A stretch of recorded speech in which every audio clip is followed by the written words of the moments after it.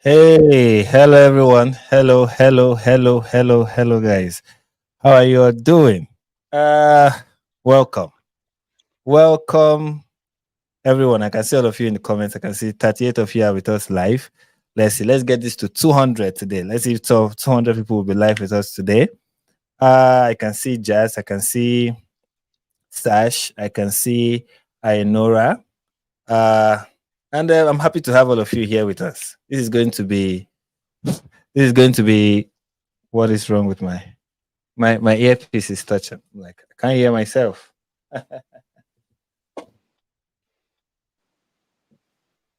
And I can hear myself now. Yeah, I can hear myself. All right, guys, this is going to be an interesting live stream. We have a lot of things to talk about, a whole lot of things. Hopefully, we will not stay too long because some people, this is like 10 o'clock where they are. Uh, greetings to everyone. Greetings to everyone. Greetings to you, Amit Yanuka. Greetings to. See, here's a shout out to my guest. Wait for me to introduce him first before he starts. I'm still talking. Yeah, what up to you, Dicko? Or Dick. Okay, Dickie McSmalls. Hey, is this a new? Hey, Frankie, did you visit the dentist? I did not. Did anything change? Did anything about my dentition change? And where's the guy who always asks me about the whole dentist? Anyway, there's something in my comment section that I usually go when I go live. I always have this commenter that always talk about my teeth. It's like, go and see a dentist. So, and we have with us here Manso. He's a remarkable YouTuber, and together we are going to, be giving you guys what I hope will be a very interesting show. Manso, what's up? How is? I'm good. I'm good. Thank you for having me here. All right. How is the weather over the place where you are? How is everyone? How is everything? How is it going? The weather here in Germany is excellent this time of the year. It's probably the only time of the year that the weather is nice. Yeah, The rest today Nigeria was very windy. Very windy for no, especially where I was staying. I don't know about other parts, but the place where I was staying was windy and the wind was cold, very oh, cold. I was like, this is so unusual. Many things are happening with the weather these days. yeah, I'm Yeah. actually giving up a day in the pool with my kid today. So the day is it's one of these rare days in Germany where you can go to the pool. Mm. But I knew that I have to be in this podcast, in this live stream today. So I'm very honored that you invited me. Oh, that's interesting. I didn't know I was taking away some quality father time. Sorry, No, never Druz. listen, never. We have plenty of quality father time, me and him. So I'm more than happy to be. Okay, okay. Because I don't want to be the person to. No, no, never. Yeah. All right. So today we'll be talking about a couple of interesting things. We'll be reacting to our very sane friend. I don't know if you've heard of this guy they call Roger Waters. Have you? Have Me? you? Oh, Yeah, have you? I've heard about him since my childhood. I didn't really pay attention too much to the guy. I just knew he had some really nice songs that I would listen sometimes when I'm on a bus drive or driving in the car. But lately, when he started going out batshit crazy with ridiculous anti Semitism and very ignorant statements, it Mm, was bothering me a lot as a celebrity with the channel that he have, the lies and the stupid things that he's saying. I felt like I had to make a comment, so I made a video about it, and that's when it kind of got to my attention, the whole thing. So I started studying a little bit about the guy, and Mm. that's. For me, I knew basically nothing about him. In fact, it was after his appearance on Piers Morgan that I was aware that somebody like Roger Waters existed in the first place. Like, oh, there's somebody like this. Oh, what should I know about him? And then you go to his Wikipedia page and then you read a lot about it. You're like, oh, this is the person. Okay. It's not like anything I read from that page was rang a bell or anything, but like, okay, this seems like a very important person. So, you know, that's all I know about him. So, guys, understand, I know literally nothing about this guy, but I'm very sure, based on how many people in the comment section on Piers Morgan's show were like, this guy is crushing it. I'm very sure he was crushing it on the on the show. I'm very sure he was giving very solid answers. At one point, he was even talking to himself, which is very, very normal. That shows a supreme level of intelligence. When you leave your host in an interview and you start talking to yourself, then you're talking to a genius, to somebody who has his faculties intact, right? Yeah, yeah. He definitely ascended to a whole new level of intellectual level there when he started talking to himself or talking to Gollum from Lord of the Rings. I don't know who he's talking to there, He but was talking. He was definitely talking to someone. He was that definitely talking. was the time that actually my eyes got open because I knew that he's been portrayed as one of the main champions for the pro-Palestinian propaganda. And then I Mm. looked like, this is your champion? The guy should be on medication. The guy should not be taken serious in any way. He's literally talking to himself. And anytime he's confronted with reality or real facts, he just goes and starts talking to Yeah, himself, there's so talking many. himself down. There's so many things he said that was like, oh, that's not true, and I'm like, wait, that's true. And he was just denying. Anyway, we'll get into it, guys. We'll watch so many of the things he said, because there are things that he was denying that I was like, no, that's true. He's like, no, that's not true. I'm like, what? That's true. Oh, he even denied, many of the Hamas atrocities. He denied that they even happened. He's like, and then there's his call for. Anyway, we'll look at so many of the things. I don't want to give too much away. Let's say people will be here and will stay with us for long. I don't want to spoil anything for you guys, but I'm very sure many of you have watched the interview and you saw how awesome it was. Okay, let's not give too much. Again, in case you don't know what you're watching Frank Stevens live stream, and here what we do is Islamophobia and Zionism. That's what we are known for. We are here in support of the settlers, the colonialists. We are here in support of hate and bigotry, the usual. And you already know who I am. I'm your bigot in chief. Uh, what else? What else can be said? And I'm here with respectable Mansoor, and hopefully I'm going to make him say some Islamophobic things. That's what we do in this live stream. That's what we intend to achieve. And I'm happy to see many of you. I'm happy to see at one point I saw, although I was unable to highlight his comment, but I think it was King of Current greeting me the Nigerian way. And yeah. Anyways, I'm happy to see every one of you. I hope you guys are doing well. I hope you guys are well taken care of. I hope your day went well. Yes, just remind me. There's something else that I'm called. Very important title. I'm also called a cherry picker. One of the numerous titles I'm given. You can see that my work, I've been doing great things. Uh, this is Shadowism said I'm W YouTuber. Am I? Am I? That's not the word around town. I'm like bottom of the barrel ridiculous. That's what I've been told. Anyways, King of Currents is giving me a thumbs up again. Anyways, I'm just using this to get people, before we go into what the subject matter is today, so that people can join us, you know.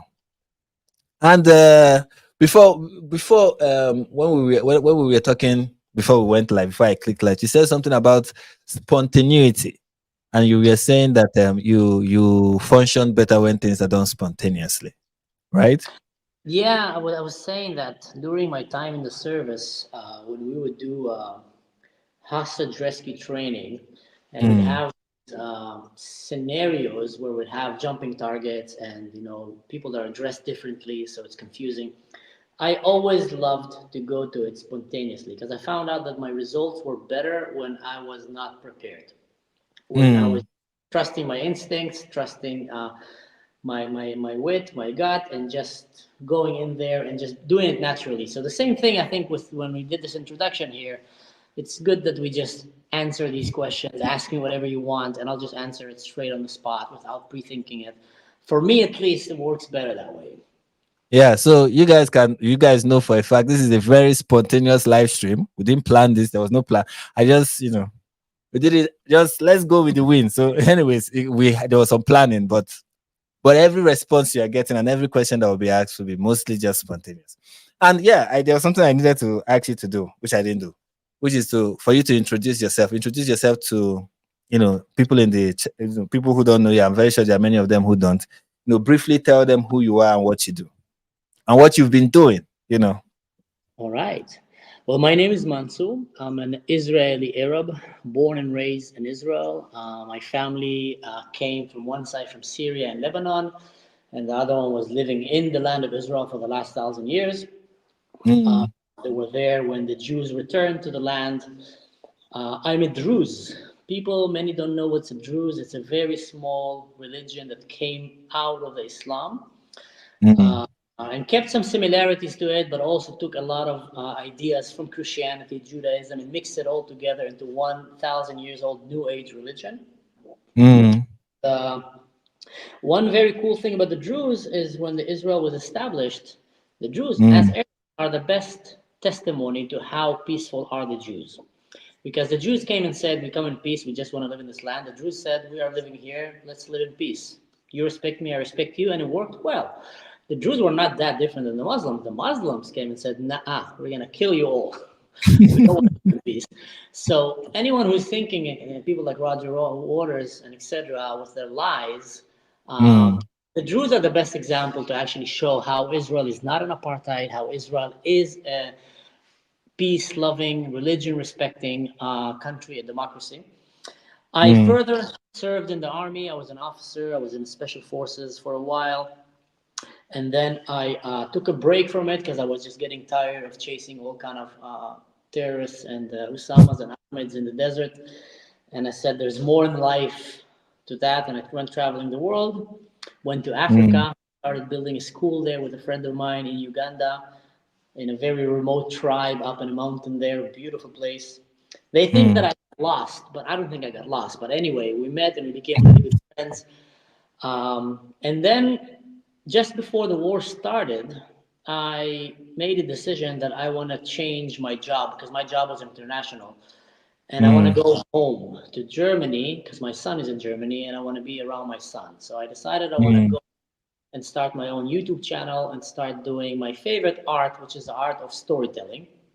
mhm, 2 days after I took a break from my job, maybe even a permanent break, the war started.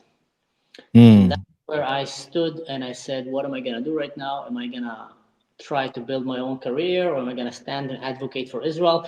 And I realized that my voice as an Israeli Arab and someone who mm, studied, also studied in university the whole history of Christianity, Judaism, and Islam, and I studied psychology. And I'm very knowledgeable about that world of Israel, religions in Israel, the whole Islam, mm, Judaism, and Christianity in that land. And I knew how anti-Semitism is going to explode. I already was able mm, to see it.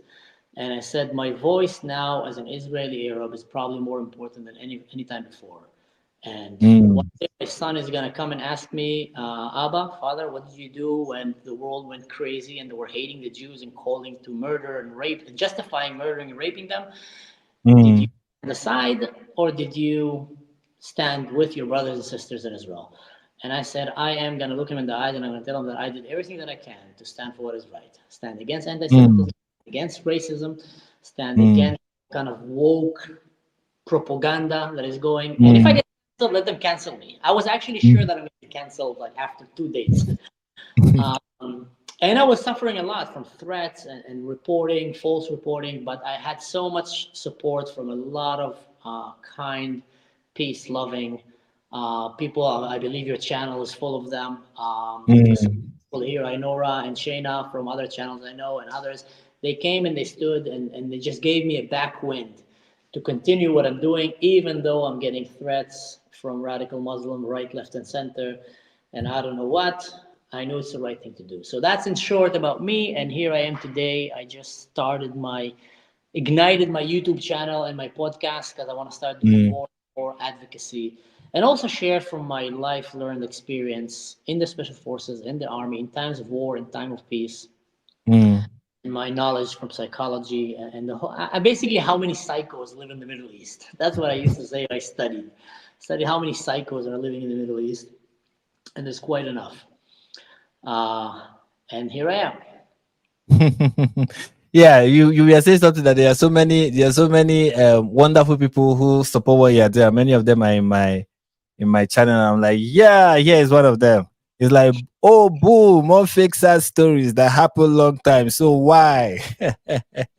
So this is one of the wonderful supporters that we have. These are people that keep us moving, keep us going.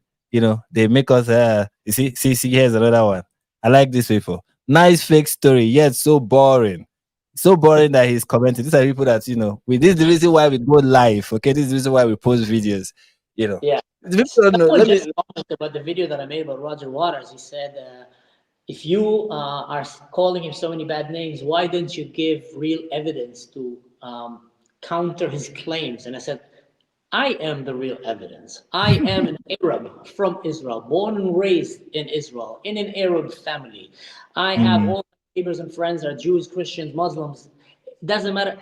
If I don't know what's going on there, then Rob, this lunatic, is gonna know what's going on there.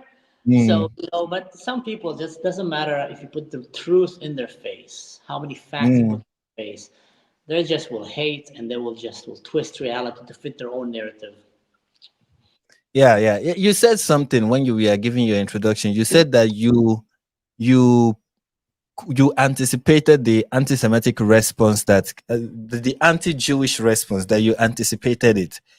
And that is something where I was like, I will be honest with you, I did not. Maybe I was too naive, but I did not anticipate that the world was going to react the way they reacted to what happened on October 7th. So I want to know what made you anticipate the response? What did you know that made you say, oh, this is how the world was going to respond? What made me know, it actually starts with growing up in the village and hearing the stories of my grandfather. My Okay. grandfather, when before Israel was established, he had two brothers from Syria and a wife from Lebanon.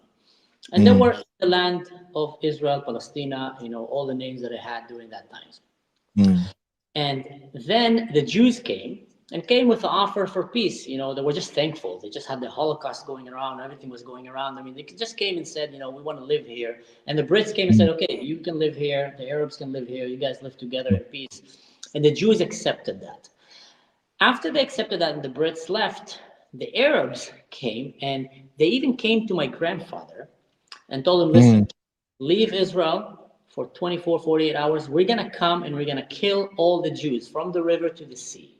That's where that saying mm, came from. And after we basically kill them all, you can come back and you can take their houses, take their lands, take everything. Two of my grandfather's brothers, the older brothers, they were already married with children. And they told, listen, we don't feel safe staying here with our family. The war is coming. We're mm, gonna go to Syria, wait it out, and see what happens. Come back. My grandfather mm, came and told them, "I understand you. I'm not gonna hold it against you, but I am staying here and I'm gonna fight with the mm, Jews. I'm gonna stand beside them." mm, And he stayed, and the war started, and Israel, thank God, won. And the Jews managed to win, and a lot of the Palestinians that went outside in hope for all of them to get murdered got stuck outside the borders in Syria and Lebanon and Jordan. And that's where the whole concept of victimhood started. mm, Why am I saying victimhood? Because that brings us today. Why was I able to see? Because I saw the beginning of the victimhood lie of Palestine, where they mm, tried to murder all the Jews. They tried to continue the Nazi ideology that started here, mhm, not only the Palestinian, but in the Muslim Arab world, and they failed. And they failed not because just because the Jews were strong enough and brave enough to fight, and they were fighting with their back to the wall. They had nowhere mm, else to go. They've been killed all around the world. Finally, they said, "This is our last stand," and they stood and they fought. And the Druz, my people, fought alongside with them. and they won that war. And from that day, the Palestinians started changing the narrative that we are the victims, we are the victims, we are the victims. And they started dropping that lie all around the academia, all around Europe. And it's very easy for a European that doesn't know anything, or an American that doesn't know anything about this conflict, to come and say, okay, look at them. They're poor, they're uneducated. Look at the Jews. They're so successful, they're so rich, they're so strong. They have to be the bad guys. If you're successful and strong and rich, you must be the bad guy. The poors are always need to be the good guys. But here, the only thing that these poors were literally kind of more barbaric, poorer version of Nazis. That's the only thing. Between they had the same goals. They wanted to annihilate and murder all the Jews in the most brutal way. A great example of that was October 7th, Hamas, or was ISIS when they were going. That's what they wanted to do, basically. So they were dropping these lies, and I was living and witnessing it because I came from the Arab world and I come from the Western world, and I would be hearing these, what the Arab speaks in Arabic, what they speak in the mosques, what they speak about their real intentions to bring the world under caliphate, to bring Dar al-Harb, Dar al-Salam, to bring the whole, to basically wage war against the West and either convert or die, or if you're the people of the book, Christians or Jews, live under very humiliating conditions. So I saw how the West was falling for that, how students, a lot of my friends in the academia, as someone came from university, they were so delusional and wrong, intelligent people. Every one of them, Samira or a Munira friend, or an Ahmed or a Mustafa friend that was living in the West and that was dropping in their ears all the time, I want peace, but the Jews, they killed my family. The Jews, they stole my land. And he wouldn't go give them the whole picture. The Jews didn't kill your family. Your family came and tried to murder the Jews, and they probably, in that fight, some of them got killed and some of them ran away because they couldn't kill the Jews. I'm generalizing in a big picture, but when you don't get the full picture, then the whole world was getting the victimhood, and the pro-Palestinian movement have become masters in playing the victim card. And the reason for that is because they realize that the West believes in values that are called human rights, believe in values of democracy, believe in values that are empowering women, gay people, etc., children. While in the Muslim world, they couldn't care less about these values. And if you look, the biggest victims of Islam is in Muslim countries. They kill the most children. They hang the most gay people. They're the most racist. I don't know if you know. Do you know how do they call a black person in an Arab country, in an Arab language? Let's say in Palestine. Yeah, I've forgotten what it's called, but I think the meaning is slave. I've forgotten what it is called The word is Arab. Abid Yeah. Now, when I was hiking Jordan, I'm probably the first Israeli since Abraham, I guess, to walk all of Jordan by foot. I got kidnapped there. I got assaulted. I got robbed by a lot of lovely, peaceful, non-radical Muslims. But anyway, I once got to a camp, and the Bedouin guy was very nice to us, and he sent his kid, and we welcomed us and gave us some food. And then I asked him if we can buy a chicken or some tomatoes, and he said, "Yeah, no problem." And he called his kid, and he said, "Ruh nadi al-abid, go call the slave to come and fetch them food."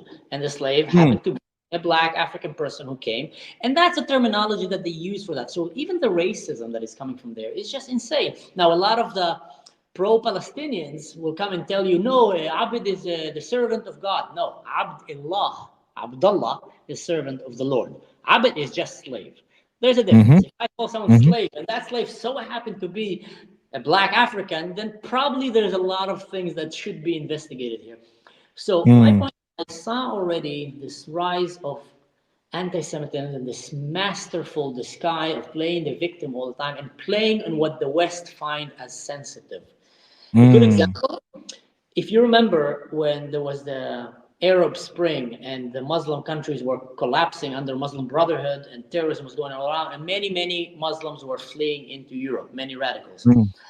There was a case of a child that fell from the boat, drowned, and he was washed to the shores of Greece or Turkey. I don't remember. It was a very famous image of that kid, kind of a dead baby, which breaks the heart of anyone that sees it. What happened is the entire Muslim world, masters of being victims, raged about how can Europe not welcome all of Islam invasion into Europe. Look what happened. Babies are dying. Wait. That's one baby that died now. There's about 400,000 babies, or I don't know how many that died through the whole wars in these Muslim countries from Iraq, Syria, Yemen, Lebanon, Libya, Egypt, Sudan. None of you Mm, said because you didn't care about dead babies. But now, when this dead baby serves your purpose, because it's making the Europeans look like the bad guy, you wave it all in the air and show. And if you look in Gaza, every time, like they're all walking with dead babies in their hands, showing to the camera, and like 100 people with cameras going behind.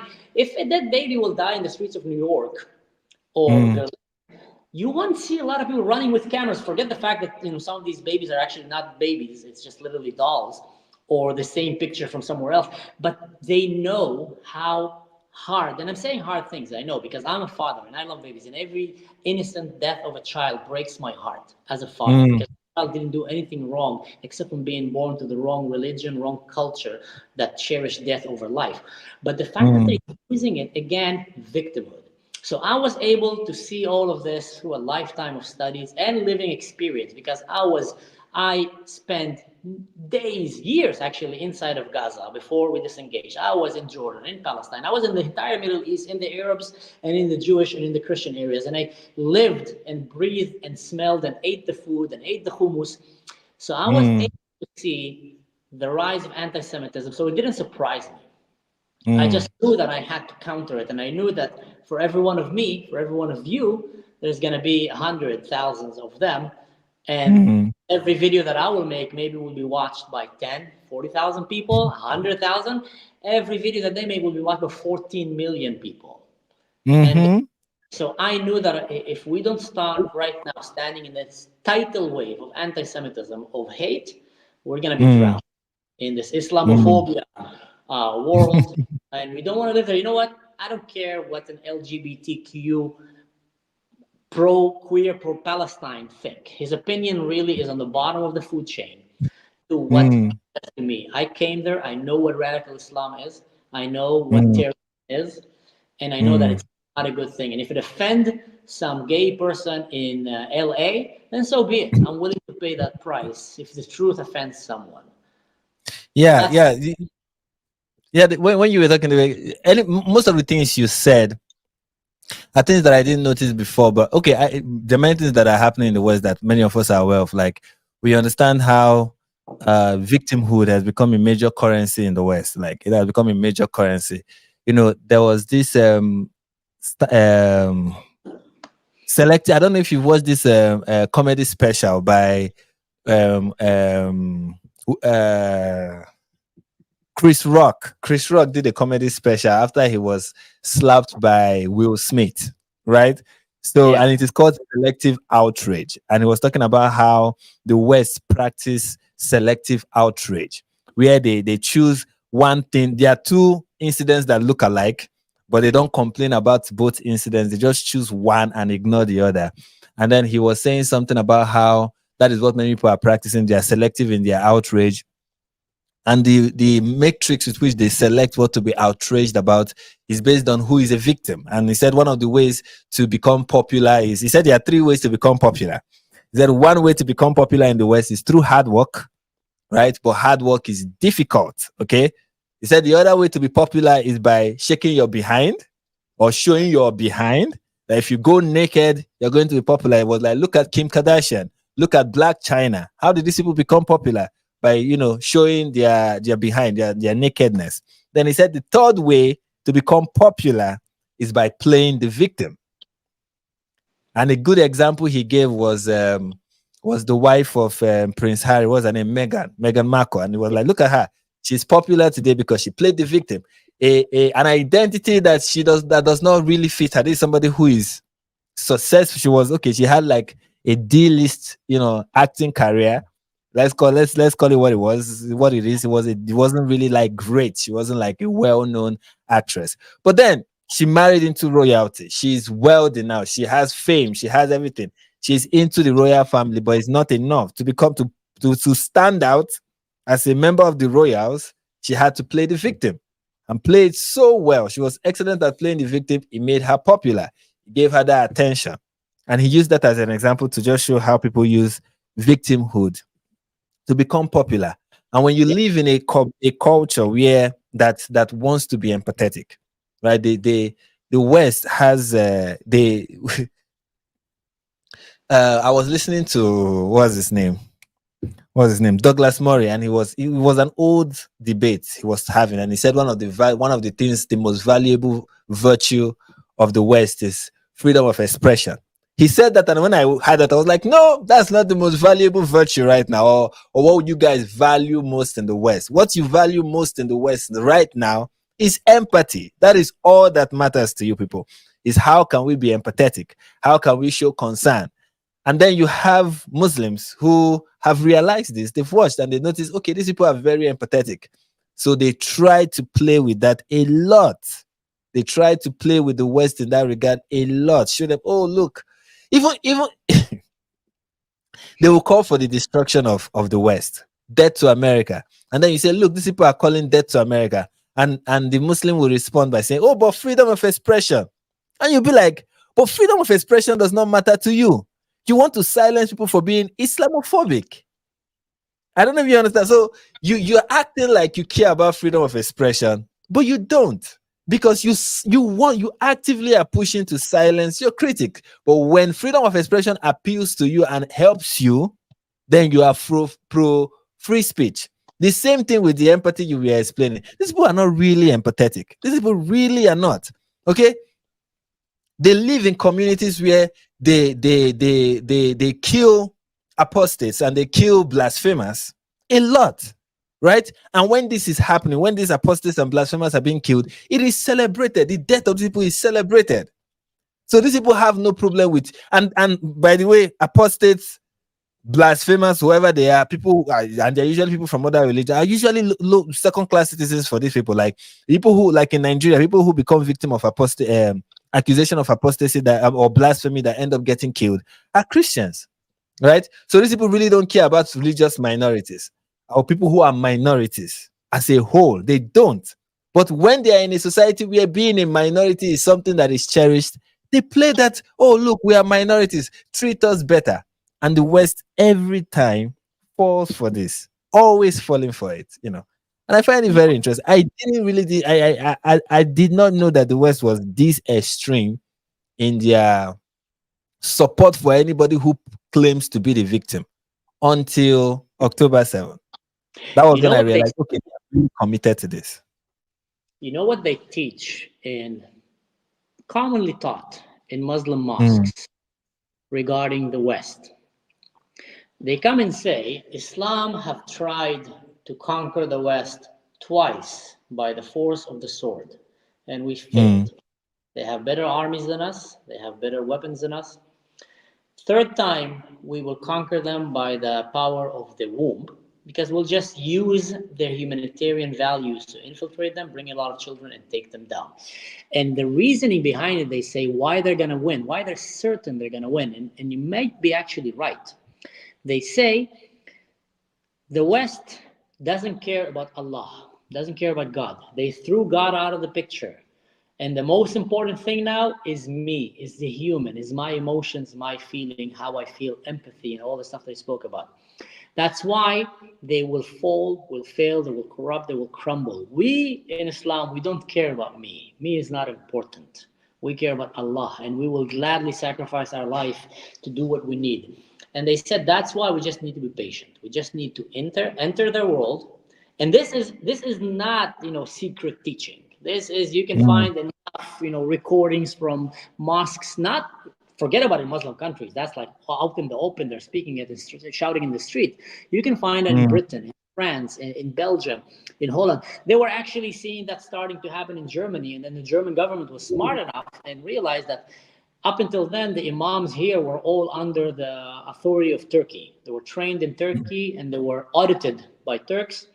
And the Germans came and said, because they saw what's going on, this anti Semitism that was resembling by ideology wise to Nazism, they said, enough is enough, Turkey. You're out of the picture. We take control now of the education of Imam and auditing them and etc. Because they realized the level of racism and radicalization that was coming from these hubs of propaganda, I would call it, mm, sadly, because these supposed to be areas of literature, of culture, of religion. But instead of Mm, that, I think many of them, I don't know if all, obviously I'm not generalizing completely towards all of them, but a big number of them, overwhelming number, is teaching these teachings. And that's why, to your point, that victimhood card is just another strategy. They know how effective it is because the West cherish how humans feel, and humans feel sad when they see mm, another human suffer. Westerners, so they say we'll play on that. We'll show them mm. as much sadness as we can, and we'll blame it on the Israelis, on the Americans, on the Europeans, and they will self-afflict that themselves, bring themselves down. Mm, that's essentially how they do. Now, as somebody who is a Druz, you said it's like a religion that came out of Islam or and borrowed a couple of things. I don't know if you said it on the live stream. I think you said it before we went live. Tell us a little bit about the Druze religion and let's have an idea of what that is. And also Yeah. another thing I want you to let us know is, but let me ask that question after you explain the Druze religion. All right. Well, the Druze came to the world 1,000 years ago, give or take, and they were Mm, coming under the Shia. The Shiite were more spiritual than the Sunni, and they were more open to different kind of ideas. And what they did is they took what they liked from every religion. They said, we like the story of Moses and the story of the Bible, of Abraham. We like the story of Nabi Muhammad. We like the story of Jesus. We're going to adopt that. We like even Hinduism and reincarnation. And they kind of took it all and mixed it into one religion and came and said, all religions are right. They're all showing the surah, the picture of God through different prophets, different ways, worshiping the same God. And they went and offered that religion. So they came from the mountains of Turkey mostly, and mm, they came down all the way to Egypt, which was a Khalifa back then, the Caliph, and they offered it to Hakim Amrullah, which was the Caliph there. He was the one that mhm. later on went and disappeared in the desert. He actually made a very, very interesting verdict. He said that under his regime, he said that it's illegal to make sandals for women. Can you guess why? Why was it illegal to make sandals for women? Because what he said is a woman should not leave the kitchen, and making sandals is encouraging them to leave the house. They should stay in the house, bring babies, and make food for the man. So that's the Alhamdulillah. Alhamdulillah. Alhamdulillah. Yeah. Like Khamis in the Alhamdulillah. so Yes. Al-Hakim, yeah, so what he later on, in the beginning, he adopted the Druze religion. He said, "Oh, that's cool. I like it." But then he asked them an important question. You say you believe in reincarnation? He says, "Yes." Do prophets reincarnate? And they said, "Yeah, of course. They come in different generations to tell the same story, to make people go to God in different religions." And he said, "Wait, wait, wait. Does Muhammad reincarnate?" He said, "Yeah, probably yes." He said, "So there's other prophets after Muhammad?" And they said, "Yes." And in Islam, La ilaha illallah Muhammad Rasulullah, and the whole idea is Muhammad is the seal of the prophets. The He is a prophet, the final prophet prophet. after him. So that moment, the Druze have entered the category of kuffar, of blasphemers, and their sentence was death. And from that day until today, they had to flee and fight for their life, and they became farmers and warriors at the same time, defending Hmm. themselves, living in hide, becoming a secret religion. And when the Jews came to Israel, the Muslims were trying to kill the Jews. Now they've been trying to kill the Druze and Jews. They're trying to kill the Druze for 1,000 years. So it's very easy for both to come and say, "Wait, I don't want to kill you. Do you want to kill me? No, I don't want to kill you. Can we live in peace? Yes, that would be nice. Would you respect Hmm. my religion? Yes, I will respect yours." And both Arabs and Jews started respecting each other. Hence, is the best proof possible to show that when there is a willingness for peace, peace can happen in the Middle East. The only obstacle for peace in the Middle East, is sadly to say, is Islam in its current state. And until they Hmm. will stop wanting to eradicate anyone else and convert them, so the Druze further having the religion, they're not allowed to have a country of their own because they believe that countries lead to politics, leads to corruption, and they say we're just loyal to the land. As long as you let us live in our land peacefully and serve our land and work our land, we will pay the tax that you want us to pay. We will serve you in the country. And the Jews in Israel are the only two groups that have all the rights and obligations completely. They do army service, they're in the government, they're doctors, they're lawyers, they're taxi drivers. And that's like in short about the Druze. They are they celebrate many holidays like the Muslims. They have a lot of similarities, also culture-wise, traditional family values, and etc. But they are a different religion. Mm. Yeah, okay. I want to ask you. You said the Jews also like. Do they believe in the Quran as the perfect speech of Allah? And do they follow all of it? Because I have problem with a couple of Quran scriptures, a couple of verses from the Quran are problematic for me. So how do the Jews like interpret the Quran? Are they So the loose in their Jews, interpretation or are they fundamental? so the Druze perceived the Quran as one of the scriptures that were given to man to point on God, but they also understand and they say Islam is the religion of the sword. And they see it as a pragmatic religion. They come and say, Islam din al harb, din is safe. It's a religion that is all about the sword, all about killing. And they Mm, have a problem with that because the Druze, similar to the Jews, have no missionary aspect in their body. They're not trying to convert anyone. They're not trying to. They just want to say, okay, if you wanna believe in that, as long as you don't try to kill us or convert us, we're fine with you. They do not follow a lot of the aspects of Islam that are involved in missionary work, jihad work, and etc. mm, They do mm. say that some of these things point to the Prophet and point to some good educational studies and etc. etc. But no, they don't practice Islam.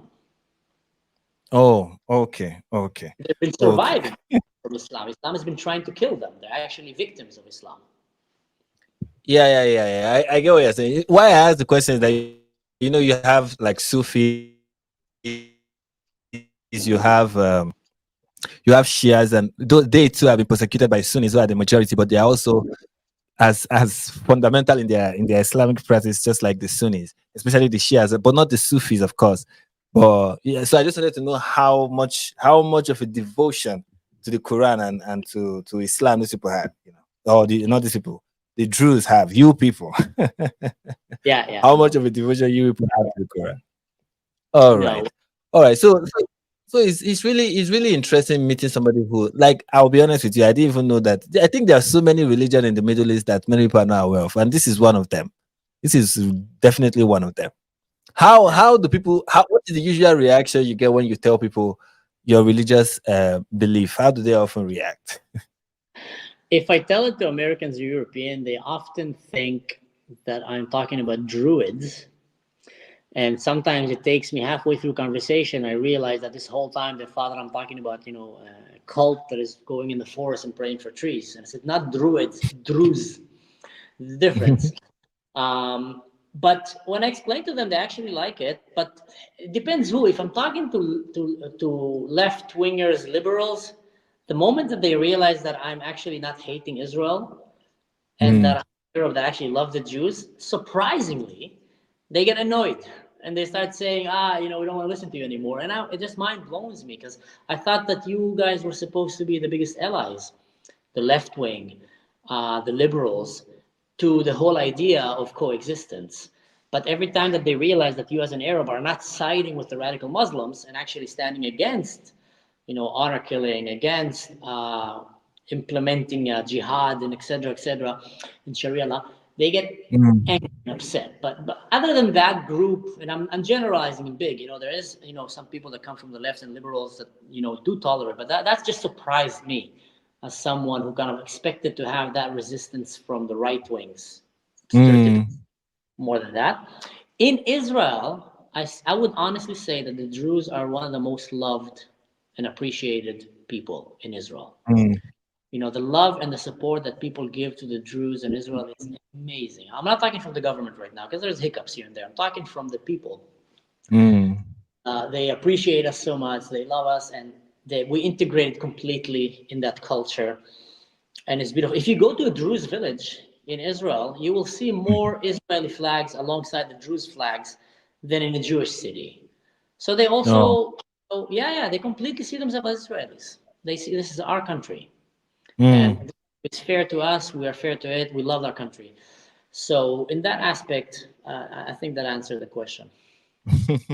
All right. Another question I want to ask is what you grew up? Did you grow up in the Middle East or you grew up in the West? Which part of the globe did you grow up in or grow up I was from? born and raised in the Middle East. I grew up in an Arab Druze village that was a Mm, mixed Muslim and Druze village. mm, Um, and then I moved at a young age to a Jewish city, and I lived among Jews and Christians. And then I lived a little bit in Jerusalem, in Tel Aviv, in the north. Actually, an interesting story, and is why I know this from very close, is mhm, when the Kippur War started in Israel, and all of the Arab nations came again in the, I don't know which number attempt already was that, to genocide all the Jews. mm, Uh, what happened there is that all the Druze men went to war, joining side by side, shoulder to shoulder, Arabs and Jews fighting for their country. And the village was left without men. mm, And the only men that was left in the village were Muslim men, Muslim Israelis, because they didn't have to serve in the army. That attack came from outside mostly. And what happened is, my mom still tells me that story, how as a kid, they were hiding under the table and they heard Arab men walking outside the door and they were talking and pointing, okay, we're going to take this house, kill the mother, rape the daughters, you take this house. And they were dividing the plots of the village, of the Druze village, between them. When the war is finished, you take that plot. They were literally talking business. You take that plot, it's close to your house. I take that plot, we kill the woman, we take the daughters, we do whatever we want with them. And they were standing with a hunting rifle, my grandmother, next to the door. And she came and she said, anyone that comes to this door, I'm shooting him. And they were mm, terrified. And unfortunately, luckily for my family, and unfortunately for these Muslim men who were going around dividing these plots of who to kill and who to rape, the Druze men returned to the village and they mm. heard of the story. And they went and they fixed things, let's say, between the people. Because what would you do if you know that people want to come and murder your children, murder your wife, rape your daughters? What kind of a man would you be? And if you say, let them be. So there was a retaliation there. But until today, this retaliation is being perceived as, oh, we're the victims. They came, the Druze were so what? The Druze were not bad to you. You came and tried to murder their wives and rape their daughters again. So, that was something about the history kind of the Druze in Israel. Yeah, something that you pointed out that you mentioned in your story just reminds me of Musab Hassan Youssef, who said he has a hard time trusting a Muslim. Now, Yeah, of course, saying that makes you an Islamophobe, and he always say, "How can you call me an Islamophobe? I'm from that place. What do you mean?" You know, and stories like this are the ones that make you ask yourself, like, "Come on, how?" yeah. Let me tell you, it's just something recently that happened in Nigeria. Hmm. There's a young governor. I've forgotten the state that they go. I think it's Zamfara State, but I'm not sure. A young governor. This guy is young.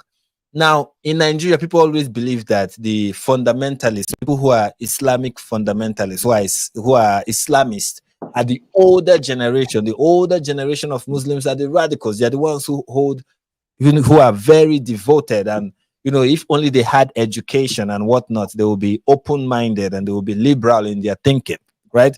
But the governor of this state in Nigeria is young, very young guy, okay? And there was a federal appointment from his state. The federal government made a federal appointment from his state. Now, when such appointment is being made, the governor has to approve the appointment before he can, this person can be appointed. And this governor denied the approval, said he's not going to approve this appointment. And why? Because the lady who was appointed, her husband, she's a Muslim, her husband is a Christian. And he said, because that was the reason he gave.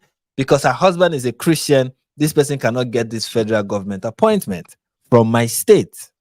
And this is a young person. This is somebody who you say, oh no, these are like the younger generation, the future of the country, people who are more educated, who are more exposed.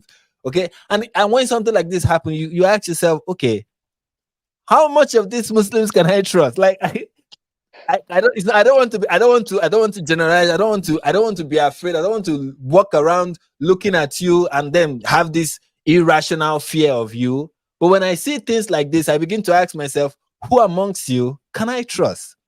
I don't know if growing up in the Middle East, that's kind of like the sense that you walk around with, asking yourself, who amongst these people can I trust? I Oh want yeah. to. I want. To, what do you think about that? Is there Islamophobia, so to speak, in somewhere like the Middle East among non-Muslims? Oh, absolutely. I don't call it Islamophobia. I call it rational fear based on excessive evidence and overwhelming statistics. I'll give Mm-hmm. you the best example, actually. Uh, I was dating this German girl that later became the mother of my child. And she came one day with the idea of she want to go and hike Jordan. And it just opened the Jordan Trail, was the first one. And I told her, my dear, she's a blonde German girl, blue eyes. I said, not a good idea. Don't Mm. go to, it's a Muslim country, walking in the deserts there. I know she was getting angry at me. No, you're being Islamophobe, etc., etc. I'm going to do it. So I kind of said, you know what? I'm not going to let her do it alone. I'm going to join her. Mm. And we were camping, we were staying at my mom's house. And day before we went, and my mom, an Arab religious woman, came and told us something that will be perceived as racist or Mm. Islamophobic by non like people from the West. She came and said, "Mansuri ibni, habibti, don't trust the Bedouins."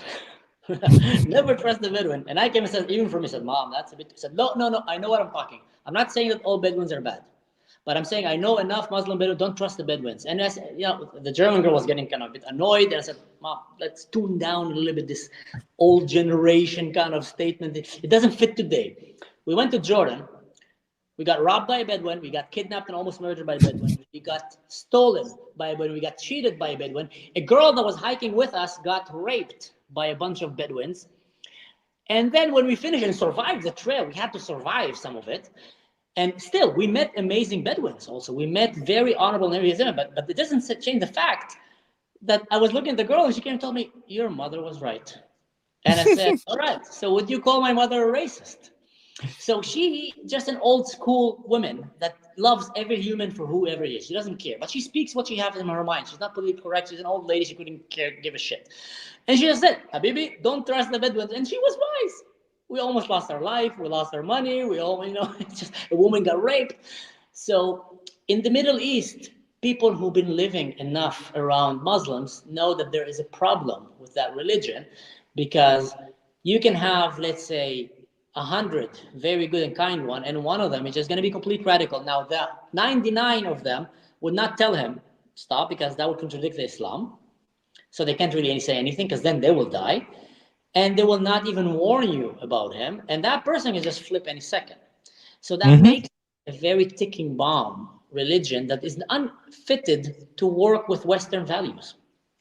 And when the It's West, we not. wake up to that. It's unfitting to work with any other, like Yeah. everything other than Islam is a problem to Islam. Anything Even, like even Islam is a problem to Islam. Let's be honest. even exactly even Islam is the problem to, like Boko Haram in Nigeria. One of the problems the Boko Haram had that made them split into three factions is that they kill other Muslims. Like if you're not in support of what Boko Haram is doing, they declare you an apostate and they kill you based on that. They're like, yeah, you're an apostate. We're going to kill you. That's why this is one of the things that Boko Haram was doing that made them split into three, because one faction didn't want to continue killing too many Muslims. And they were Yeah. like, look, we cannot continue like this. And Boko Haram was like, well, even you now, you're an apostate. And there was infighting amongst them. Yeah. So that's kind of how the religion works. And I didn't. Actually, Yeah, go ahead. sorry, I actually had an interesting encounter with Islam and Christianity when I was in Africa. Mm, I went there to help a friend who's a local Christian teacher to build a school in the mountains. And I went with a friend from Israel that is a guy, one of the smartest guys that I know, and he is in one of the most top secret units in Israel. Like, I can't even mm, say his name, he's probably going to get angry at me, so we'll just call him M. mm, And me and M went to Africa, very smart guy. And we had two friends of mine that were Australian models and dancers that came and joined us mm, because they wanted to also, kind of contribute, and they wanted to teach the kids there how to dance so we can start an art program. So here I mm, am driving in a rental car with my friend in the streets of in the roads of Uganda, which are not, some of them are not the best roads. And the car mm, broke down in the middle of a road, in the middle of a swamp between two villages. And one of them was a Christian village, one was a Muslim village. And as we were trying to fix the car, we couldn't.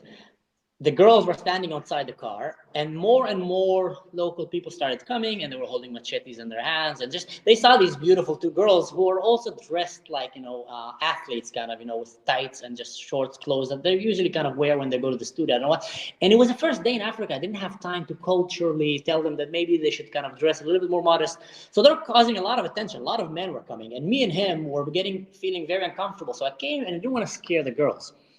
But I told the girls, listen, maybe you should get in the car. And I said, no, just you're getting too much attention here.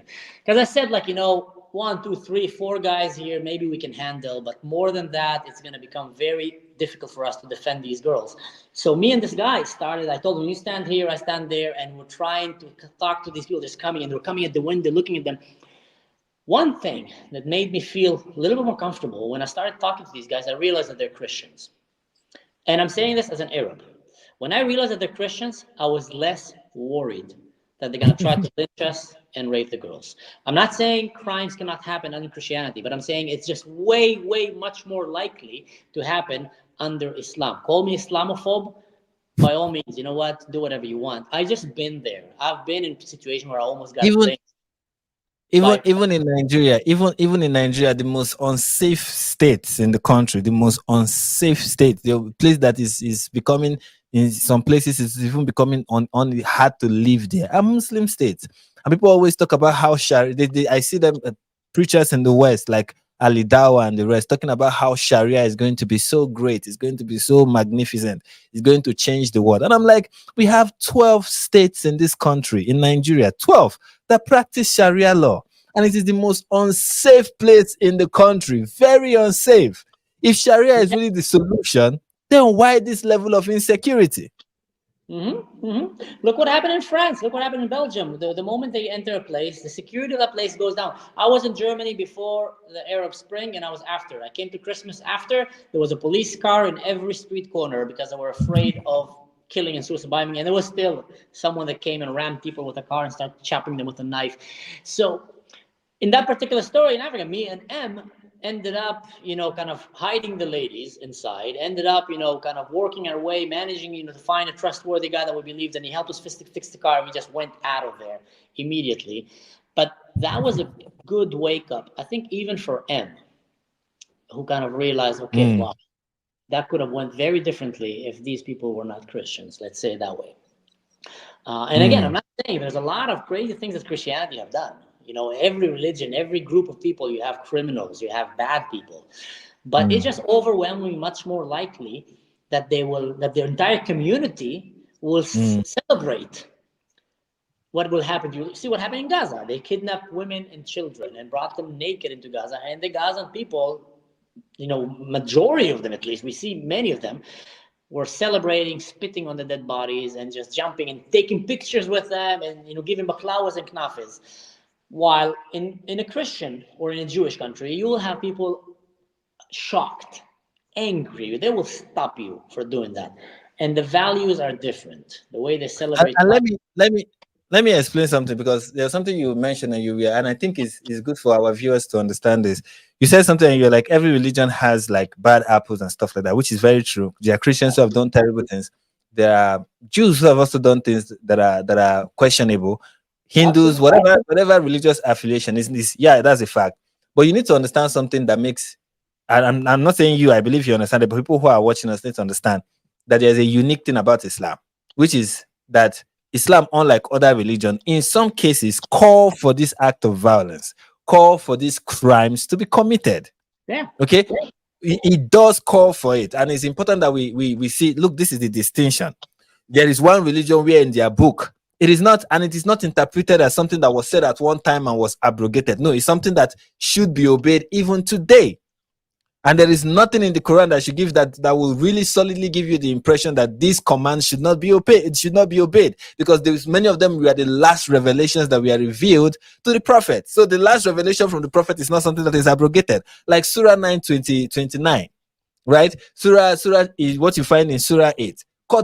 giving express command to Muslims to go out there and kill people and strike them at the neck and inflict terror upon them. Muhammad even professed that his religion was successful because of terror.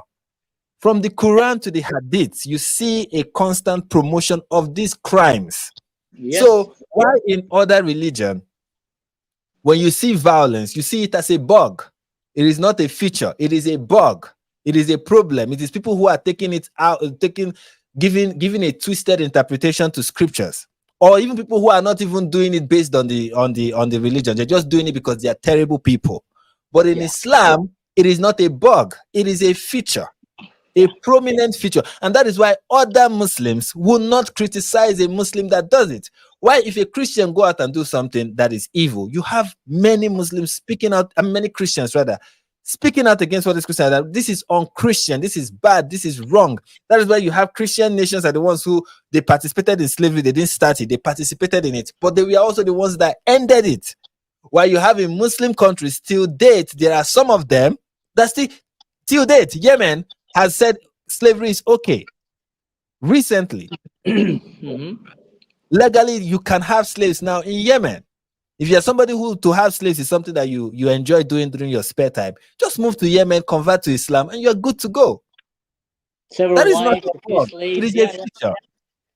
So I just think there's need to point that out. But you know that there's actually an academic explanation for that. From the world of academy when you're studying religions in Islam. And one of the reasons for that is when Islam expanded so fast and it grew up, it was like startup. No one expected it's going to grow up so successful, so big, because they were killing and converting, and it was very, very easy to become Muslim. And it became a huge empire. And then it started establishing itself as an empire and having, caliphate and having, a lot of rules. And they took the Iranians and their wisdom and their intelligence, and they used it also to do the whole bureaucracy. And then they started to stop a little bit expanding, and they said, let's go and join the big leagues and send our scholars to meet with Jewish scholars and Muslim scholars and Christian scholars and debate. Because the big leagues, the Jews and the Christians used to have these debates. Sometimes it was Christian actually humiliating the Jews, but sometimes it was real debates where they would talk about, the Trinity. They will talk about theological things. And the Muslims said, we'll send our smartest guys and we'll go and join them. But the problem was that Islam was a religion that came hundreds of years after, and they basically rewrote history back to make it make sense. It didn't make sense. So when they were going to these debates, they were being humiliated because it was like arguing to a child. Like, he doesn't really have a good argument. He said, yeah, you know what? It's written here about Muhammad. That's what the Quran says. And then these scholars, in the Vatican, right, will take a real scroll that is 2,000 years old and says, no, that's the original text. It have nothing to do with Muhammad. And that guy will be humiliated. He will be like, you're just making things up, man. You're just talking about unicorns and I don't know what. It doesn't make sense. So after that little bit experience where Islam was trying, they kind of realized, okay, this is not good. So then they made the fatwa, then they made kind of the law, the verdict that says it's illegal, it's against the religion to criticize Islam. And that basically sealed and screwed Islam, sorry to say, for generations. Because Christianity and Judaism they're always fighting and arguing and negotiating with each other and trying to see, Protestants, Baptists, Catholics, this, the Holy Spirit. In Islam, you're not allowed. You're not allowed. If you say a single word, you should be dead. And the reason for that, it became like an antivirus system saying, okay, we got to tackle the virus of reality, of free thinking, because that's going to demolish our religion, because it was kind of made up. It came later on, and it was not based on real facts and history. Even the holy city of Jerusalem to Islam, it's basically a dream that Muhammad had, where he rode a donkey and he went and he flew up to the heavens there and he met with God and Moses and Jesus. And historically, geographically, it was impossible for him to do that.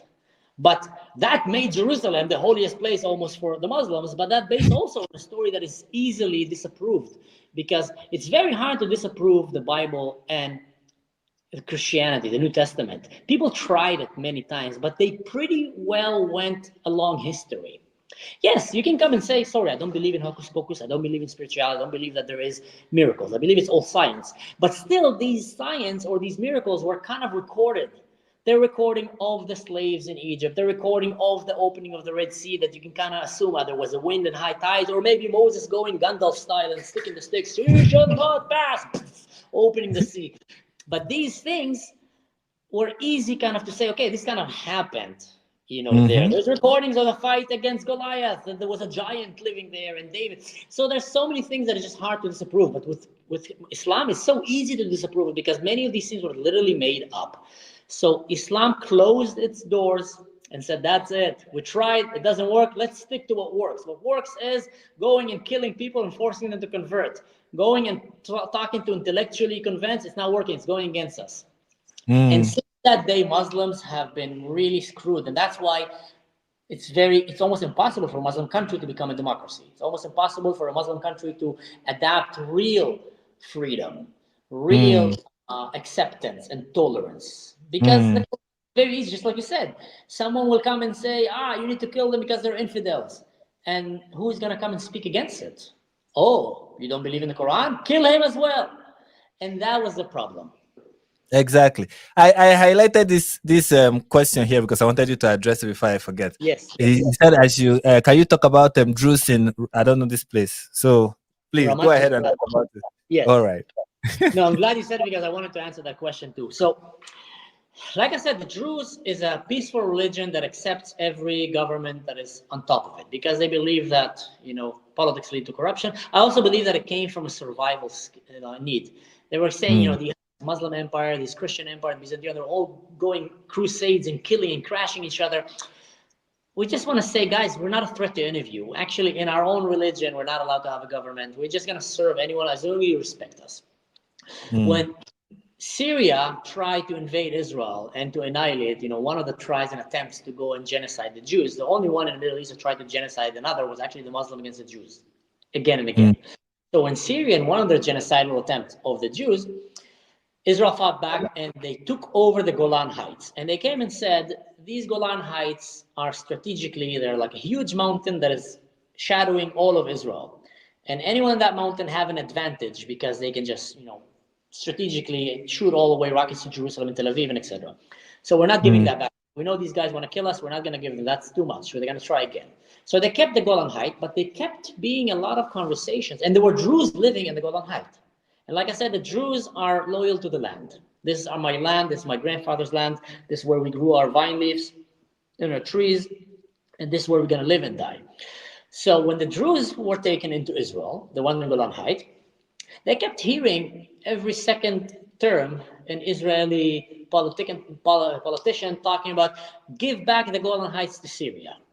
And others said, no, don't. And the Druze came and said, wait. If we now start swearing alliance to Israel, and tomorrow some, kind of lunatic liberal person will just come and say, give back them, they want peace, and we'll fall for that because we know they don't want peace. Then Mm. when we will be giving back to Syria, the Syrian regime will slaughter us. Mm. So what they do is they're the only Druze in Israel that don't need to serve in the army because Israel actually understood that. They understood it. You know what, guys, we understand it. Under the table, they're very happy. None of them will want to go back to Syria. I know personally many of them. But Mm. on top of the table, they come in once a year. They will go and do like a fake demonstration where they say we're standing with Syria and etc. etc. That's just to show that they are not giving alliance to Israel because they're afraid to go back. But that was more the older generation. The younger generation now, I feel, is kind of starting to understand. You know what, guys? There's no way we're going back there. They have Israeli IDs, and if one lunatic will decide to give the Golan Height, they will just move down and go to the area of Carmiel or I don't know what, or Tel Aviv, and just they want to stay in Israel. Like many other Arabs, Mm. Israel is the safest place in the Middle East for Arabs. Arabs Mm. in Israel enjoy much more rights and privileges than any other Muslim country. You have Arab, Mm. like right now, not only Jews, Muslims, Shirkis, Christians, in the government, in the Supreme Court, in the military, men and women, they're free to have their own religion. They're free to dress as they want with hijab or without hijab. It's the only place in the Middle East that allows Mm. that.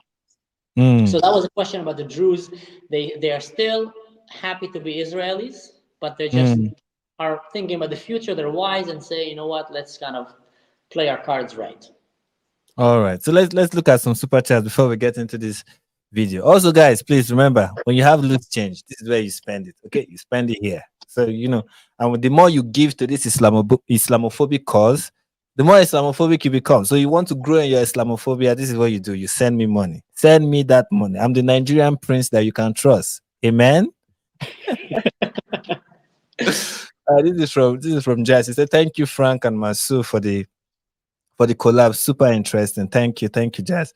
And Thank this you. is Jazz again saying, we all suffer from extremely rational fear. Their book explains very clearly why it's extremely rational to confront their evil ideology that threatens our existence.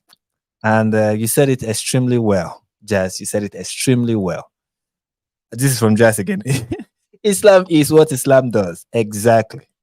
Wow, one person every super chat. Just thank you so much. He said biggest red flag should be the fact that you cannot question Christianity, Judaism, etc.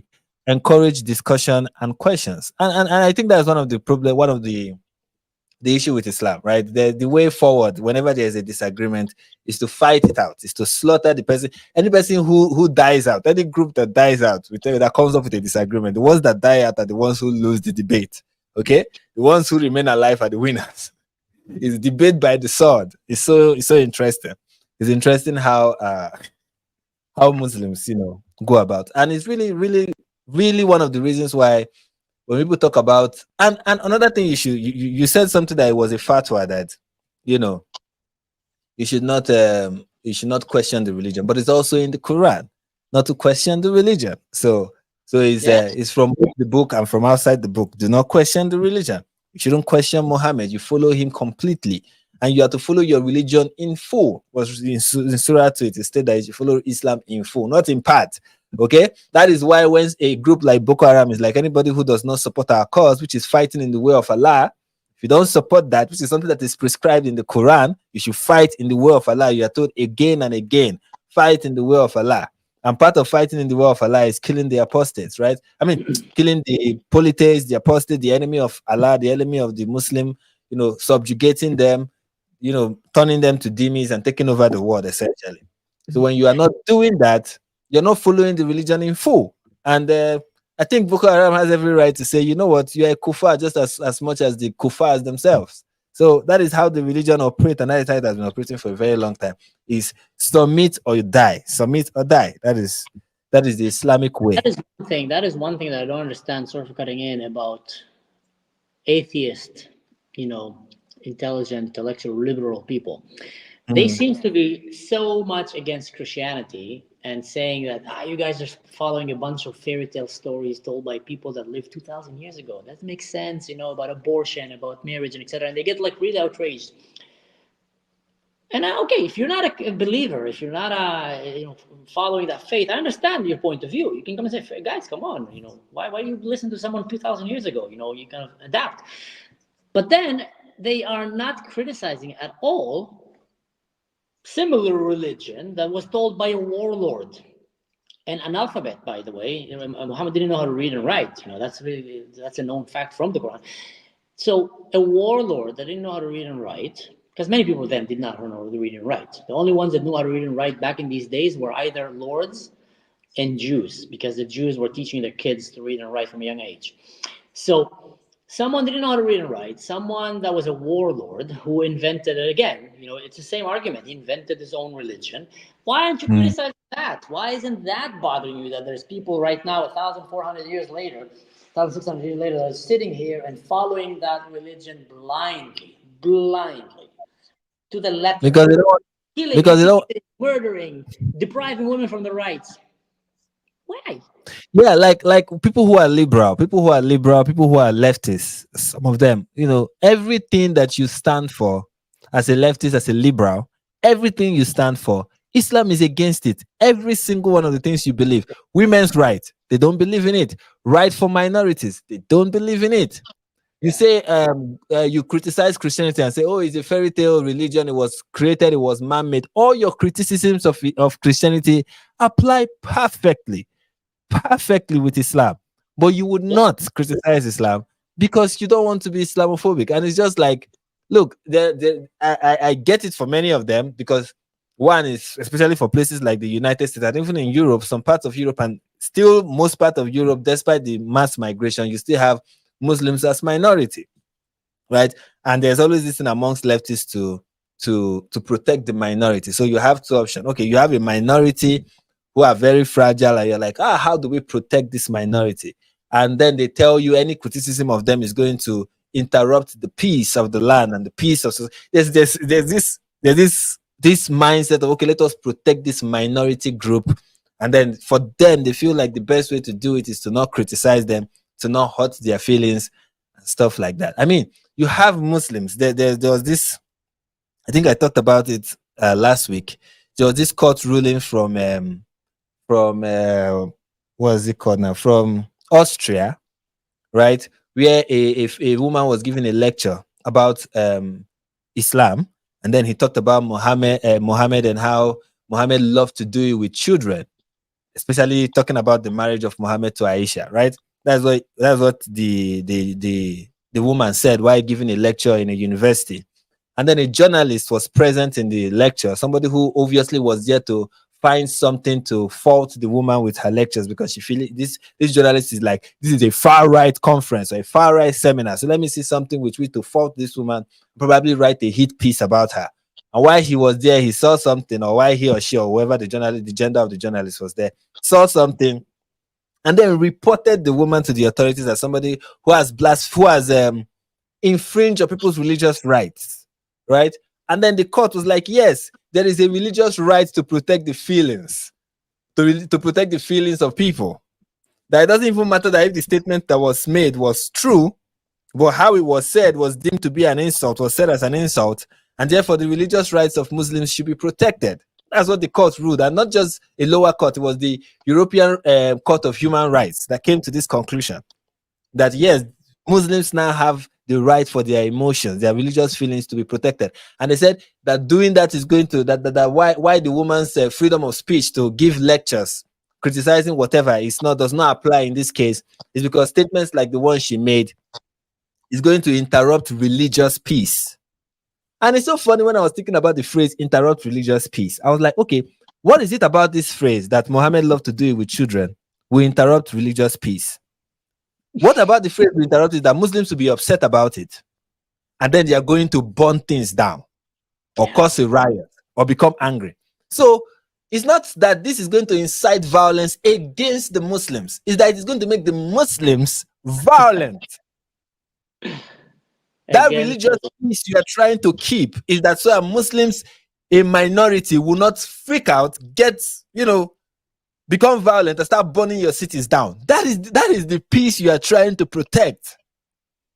I'm like, you are not living in an Islamic country, but you're already acting like you're living in one. That's the problem, yeah. It's because in Pakistan, if somebody says something like what that woman said, yes, there's going to be riots, and the police are going to let it slide. And now the same thing seems to be happening in Austria, in a way. And I'm like, this is funny when you are so committed to protecting minorities, and that's what you see in the West. They're even so committed to protecting minorities to the detriment of other minorities. Yeah. It just shows you an example of how the West doesn't understand Islam, doesn't understand the Arab world. A very good example that I always found very amusing. I don't remember the exact facts, the years, but I remember the story that I was told, and I also read about it, that there were a time where the Muslims in Ethiopia came and asked the king if he can give them permission to build a mosque in Addis Ababa. And he came and told them, and they said, yeah, that's unright, that's unjust. And the Sultan says, no. The day that you would let us Christians build a mosque in Muslim countries and don't burn it down, we will let you build a mosque in Christian countries. Until then, F off, get out of here. And that, if you ask me, people might get offended by that, but that shows that someone actually understands that religion, understands that culture, and understand what's standing behind it. And he was not being disrespectful or hateful. He was just being realistic. And one thing that growing up in an Arab culture and understanding the language of the Arab culture, and the West doesn't understand it at all, unless Mm, you understand it immediately, is what is negotiation and what is power. And in the Western world, let's say me and you are sitting right now on the table and we're having an argument, and I don't agree with you. And let's say I'm stronger than you, and I can come and I can just beat the crap out of you and make you give me that table. I want that mm, table. You want that table? No, no, I'm going to beat the crap out of you. I'm going to take it. But I choose not to fight you. And I choose, you know what, for the sake of peace, I'm going to make an offer to Frank. We're going to negotiate. You know what, for the sake of, it's my table, but I'm going to share it with you.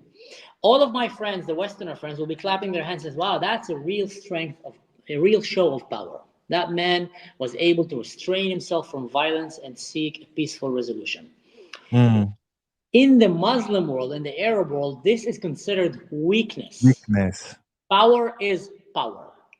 If I can beat you, I will beat you and take what's yours. If I can't, Mm, I will try to make peace with you so I can get something. And once I can beat you, I will beat you up.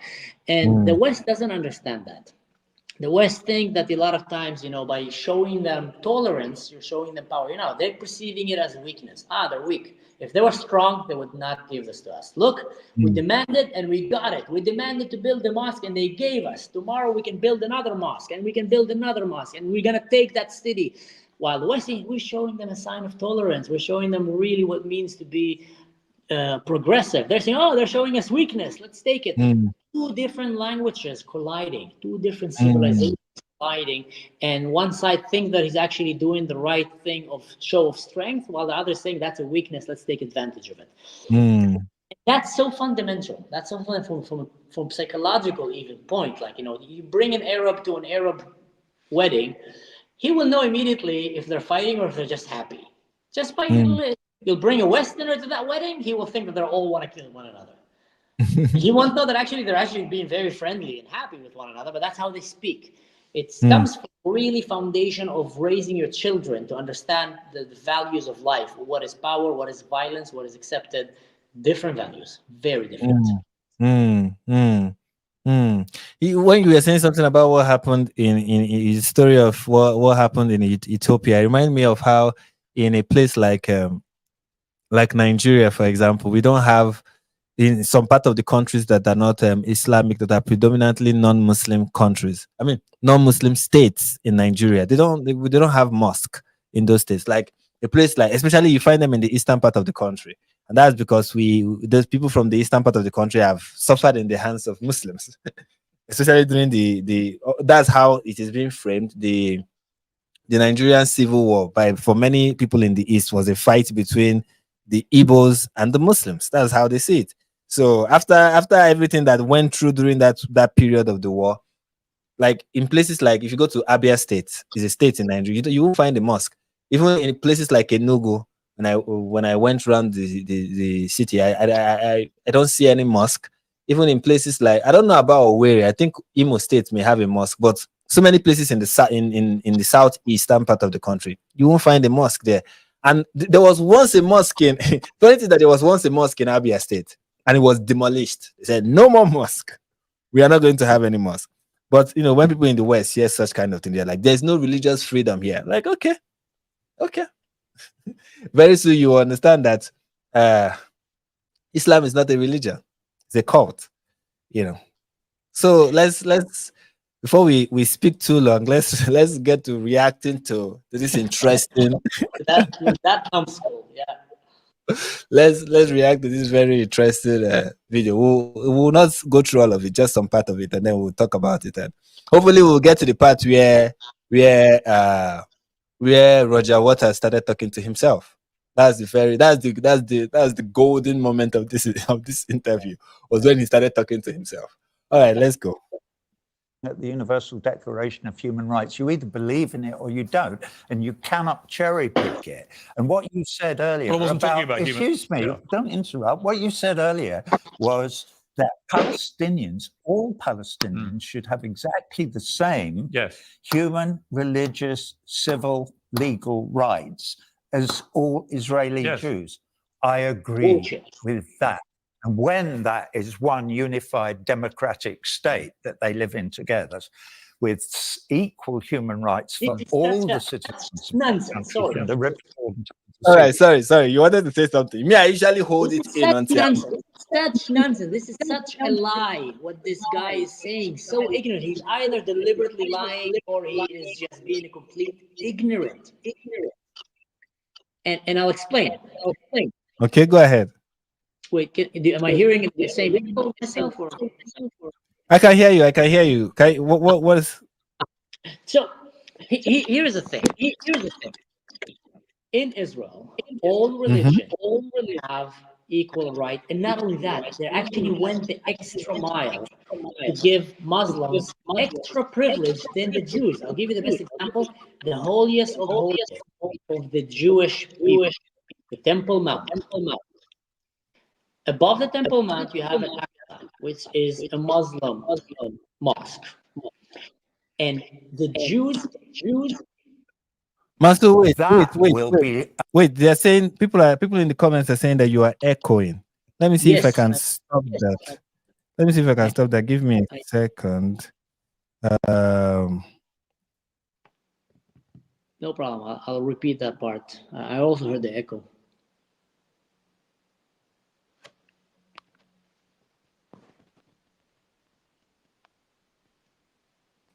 Give me a second. Let me see if I can fix it.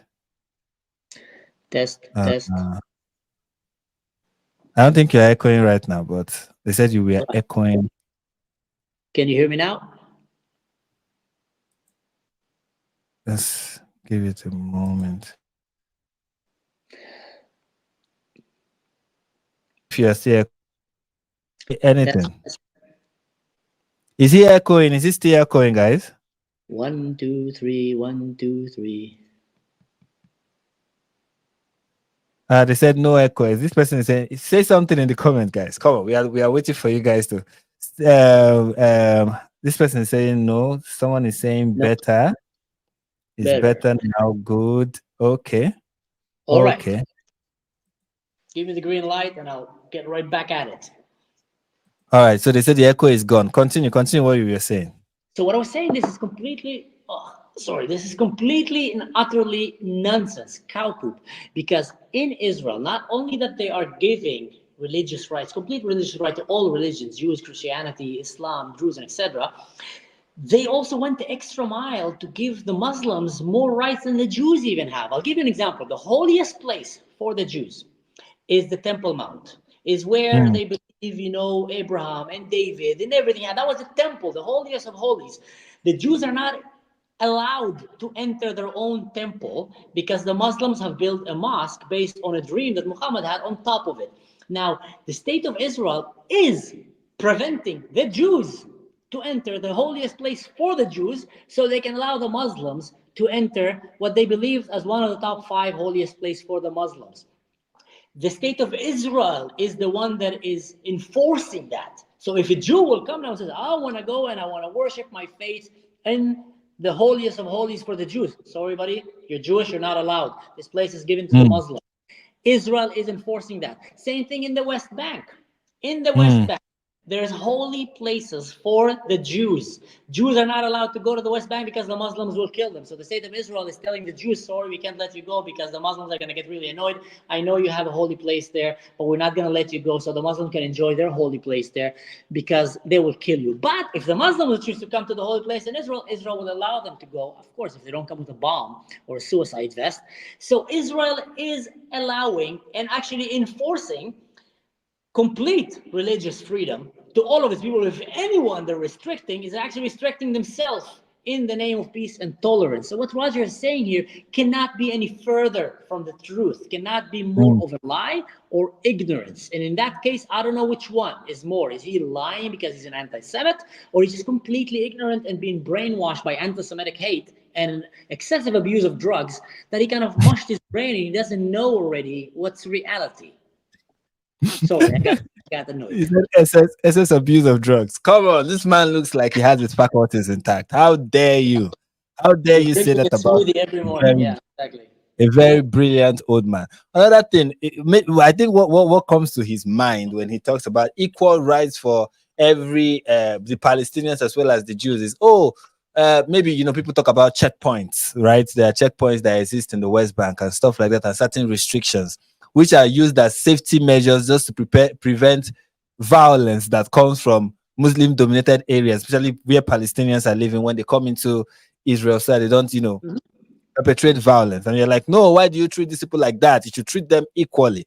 Look, if people behave, Westerners may not agree with me, but I'll tell you this: if people behave properly, even in the West, let everybody be honest with themselves. Even in the West, you don't believe in equal rights in a way. Let me explain. You lock prisoners up. You lock them when somebody is convicted of a crime, right? You lock them up. You say these people are not good for society. You put them in prison. You incarcerate them.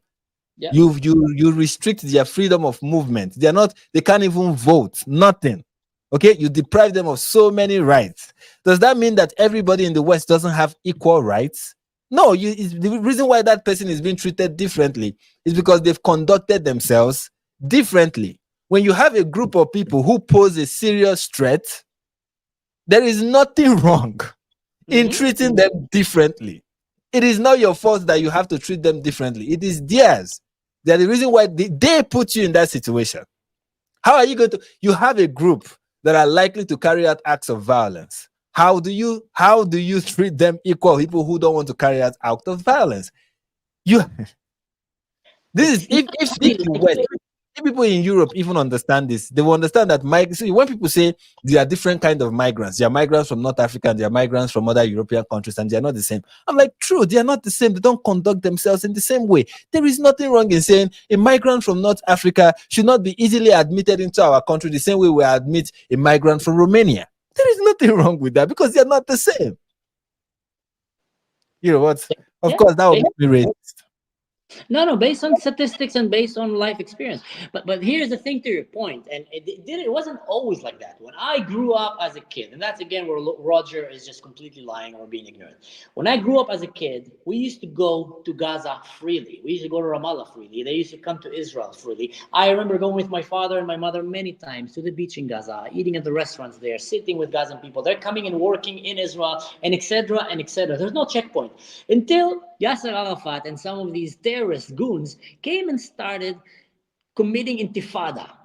And they started blowing buses, started killing children, blowing schools and kindergartens and wedding. And Israel was busy having 1 to 3 suicide bombings a week where they will go and pick pieces of humans from the trees and I don't know what. And Israel came and said, we have to protect our own citizens. So they started doing a checkpoint. Every action led to a reaction. And then they started checking men, because all suicide bombers were only men. Women and children were still allowed. And then they will bring pregnant women. These pregnant women will come. And I remember seeing videos of pregnant women arrested or going Allahu Akbar and exploding themselves. Some of them are my friends even. While the soldier will come and try to help this woman that's pretending to be pregnant and like this. And he will run to her, Allahu Akbar, boom, kill them all. Once, twice, 3 times. Said enough. Women are being checked right now as well. And then they will start sending children.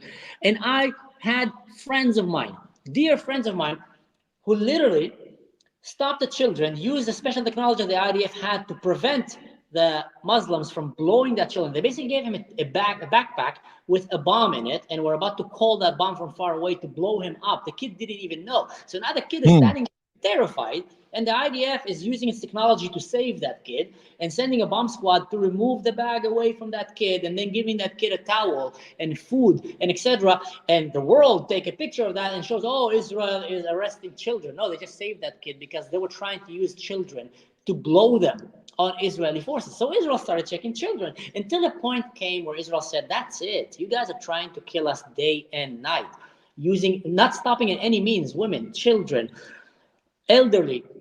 We're going to put a checkpoint. You're an enemy country. You want to annihilate us. Anyone who comes is going to have to go through a border. Now, you enter every country, usually, there's a border that will check and make sure that you're not bringing explosive, not bringing drugs, not bringing counterfeit money, and etc., not smuggling human trafficking children or prostitutes, or I don't know what. and they will stop you. And Israel start doing the same thing to the Palestinians. So to come and say they deprive them of the right, of which right, Rogers? Of the right to go and genocide the Jews, the right to go and murder and butcher on October 7? I'm all for that. I'm very sorry. So again, the lies that are based not on truth, because I grew up through that time. I was there. The prince of Hamas, the Green Prince, Masab Youssef, he was in Gaza in the Hamas undercover working for Israel the same time that I was in the service. I was just on the other side of the fence. We experienced the same thing. We went from having all the rights of the Palestinians to what they are today, which is just basically a wall preventing them from killing the Jews. A good example, what happened when they managed to go over that wall? October 7th. They went over the wall and they showed us exactly what they've been trying to do all along. And they don't hide the state. Exactly. So the issue of, oh, it should be equal rights. You don't just give people equal rights blanket like that. Listen, people in the West understand this and understand it well. With rights comes responsibility, right? And if you are irresponsible, your rights will be taken away from you. That is how every society functions. If Palestinians conducted themselves differently, they will have those rights because they conducted themselves in a way that poses threats of violence to people in Israel. They have to have their rights restricted. Complain all you want about it, but no sane, reasonable person will be like, okay, no, you know what, they bombed the place. Well, let's still allow them in. You know, they are all no. It's right. It's okay. Okay, it is okay. See, many of the things Westerners have as a mindset, there are other parts of the world that is not even up for debate. Like we're not even debating. We're like, fine, cool. In Nigeria right now, sorry I'm bringing Nigeria, but in Nigeria right now, there are places, there are states that are putting up restrictions to prevent Fulanis from coming to their state.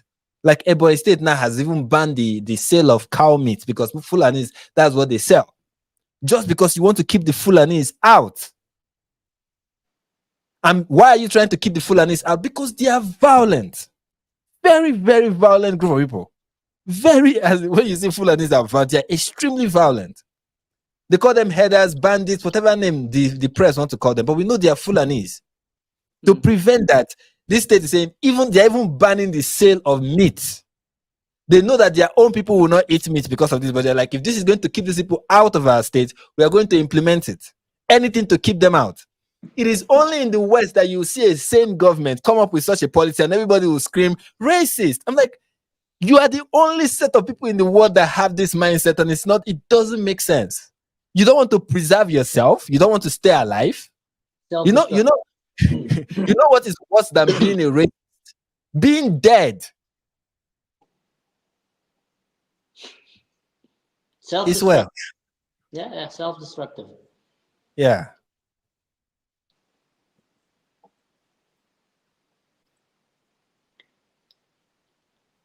We can't hear him.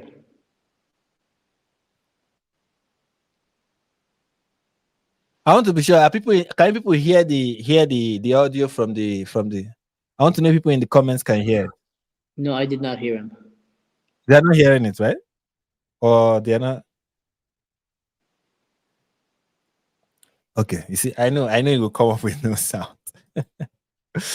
we'll have to be canceling the listen and then putting it back again because of a particular setting. Okay, you know what? This is what I would do. Yeah, I'll do it like this. I'll do it like this. This is the best way.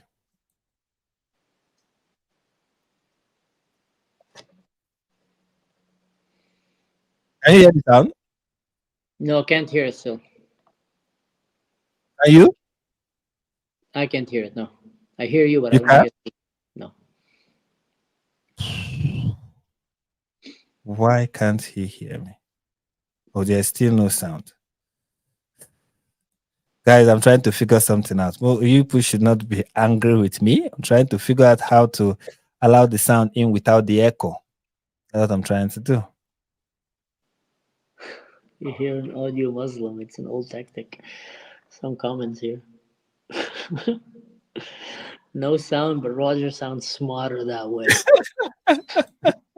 The comments here are hilarious, man.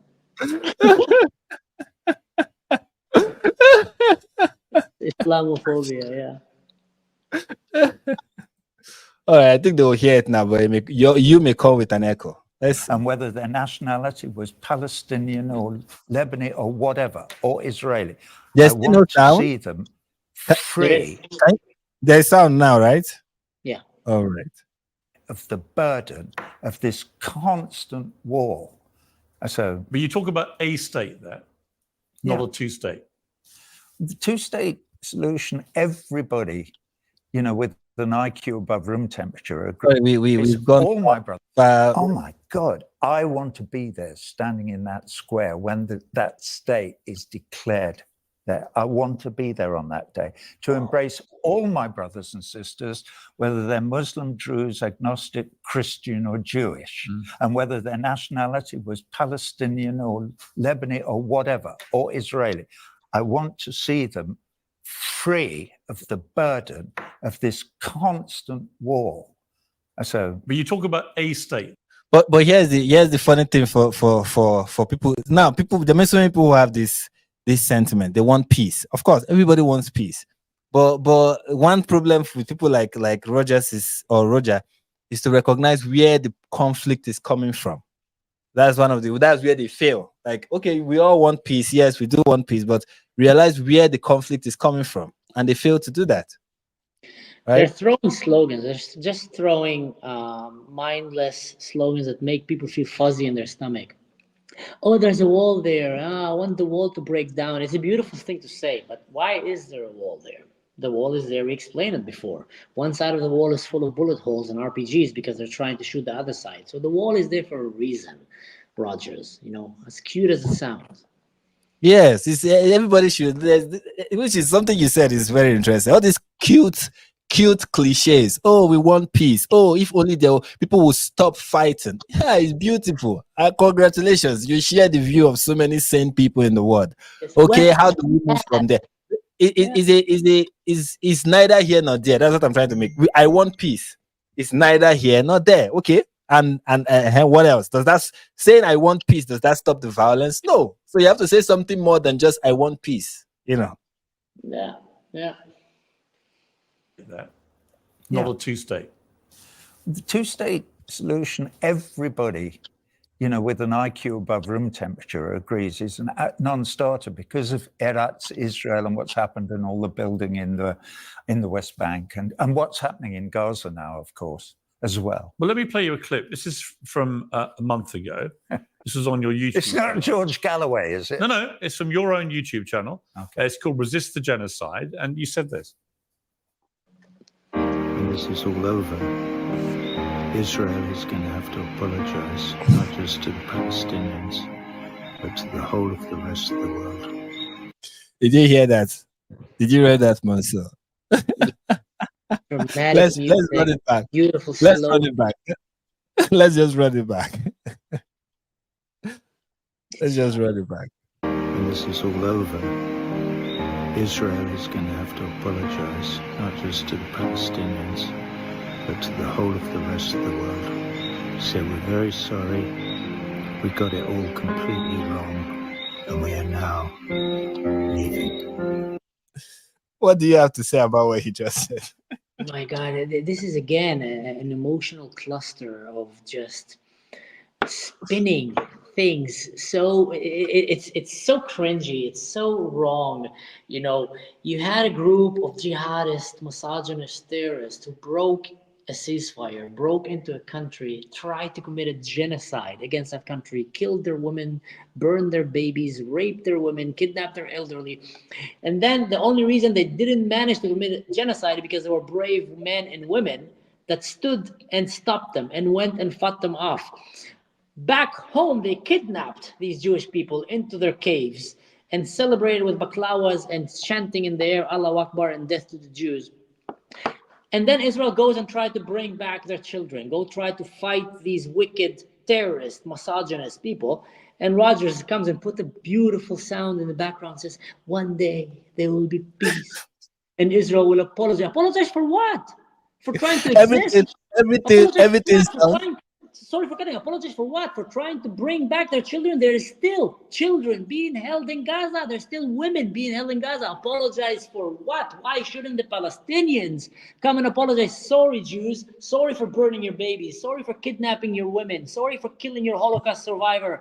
That was not nice of us. Why shouldn't they? Why isn't he calling them to apologize? And that just shows you how anti-Semitic he is and how manipulative he is. Putting this music, this is like the cheesiest way. Let's put some sad music in the background, emotional music, and look with a gaze into the camera and just talk about a beautiful vision of the future. Just nonsense, just full of shit.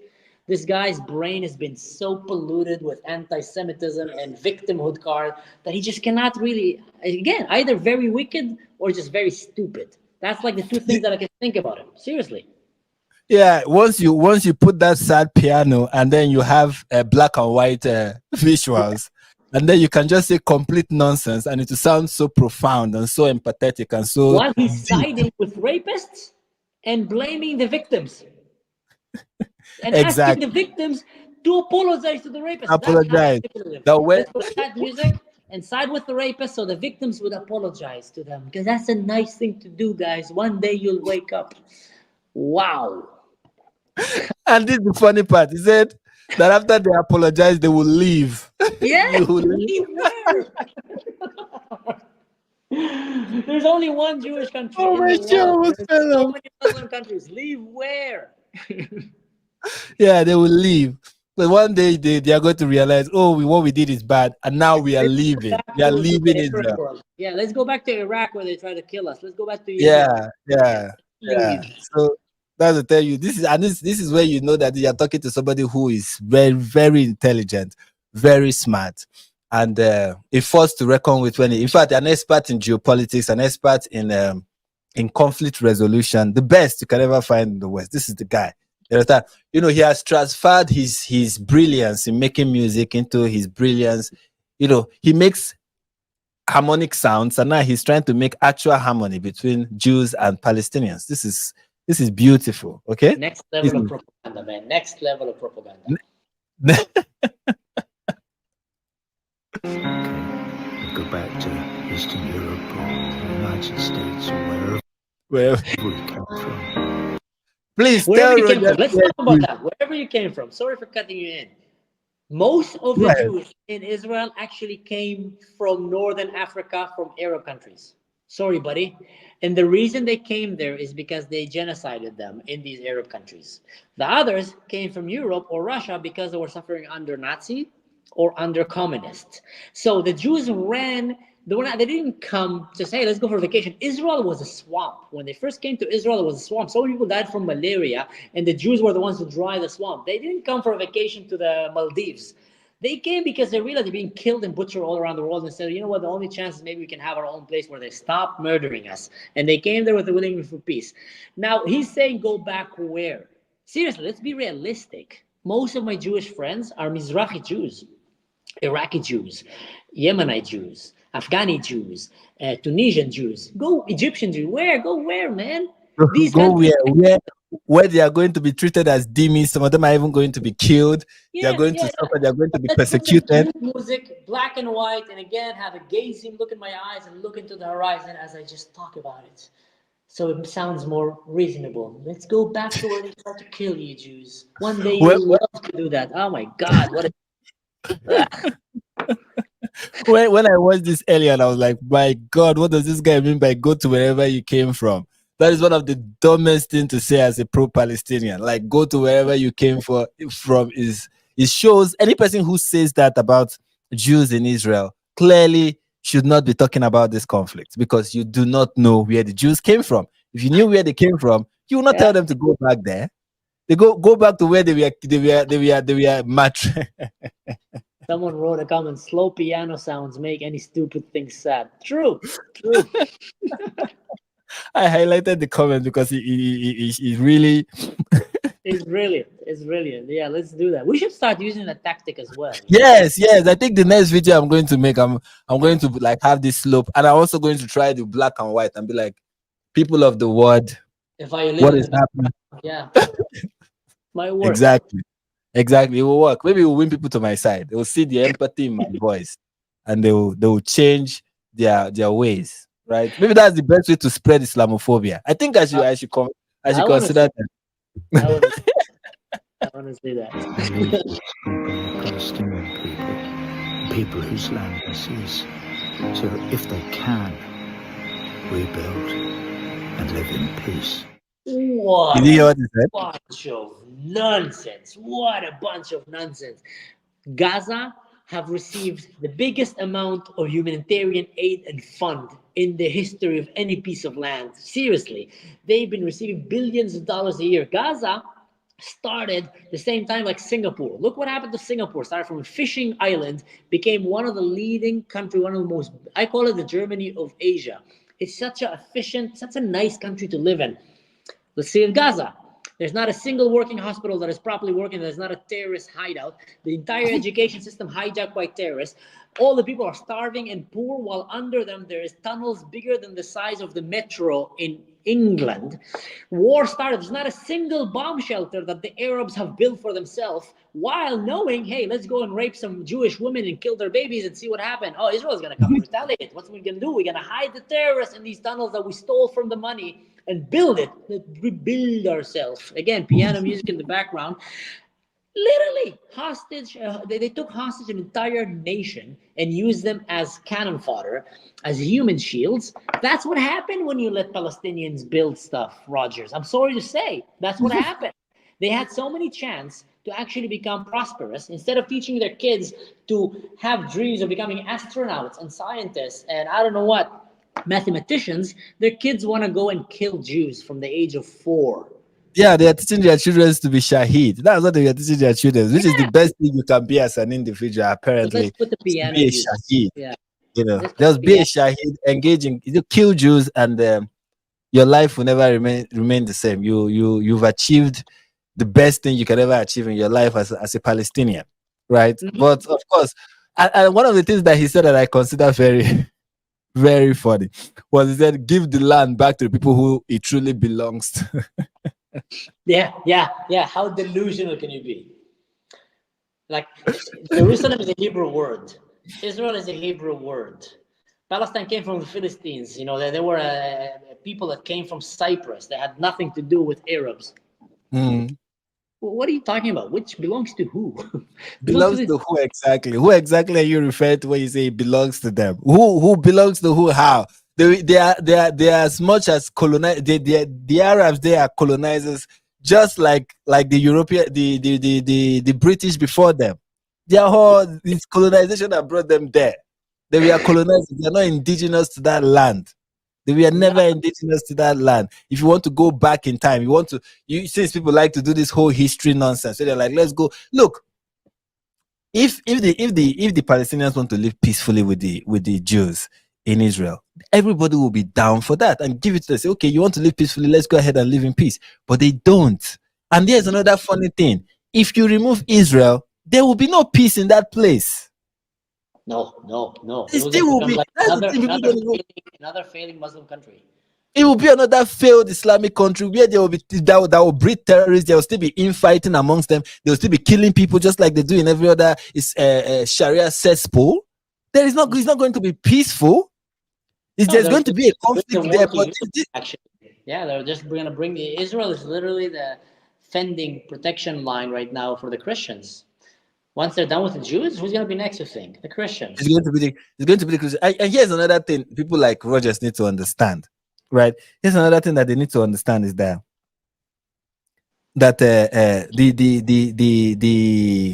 I've forgotten what I wanted to say.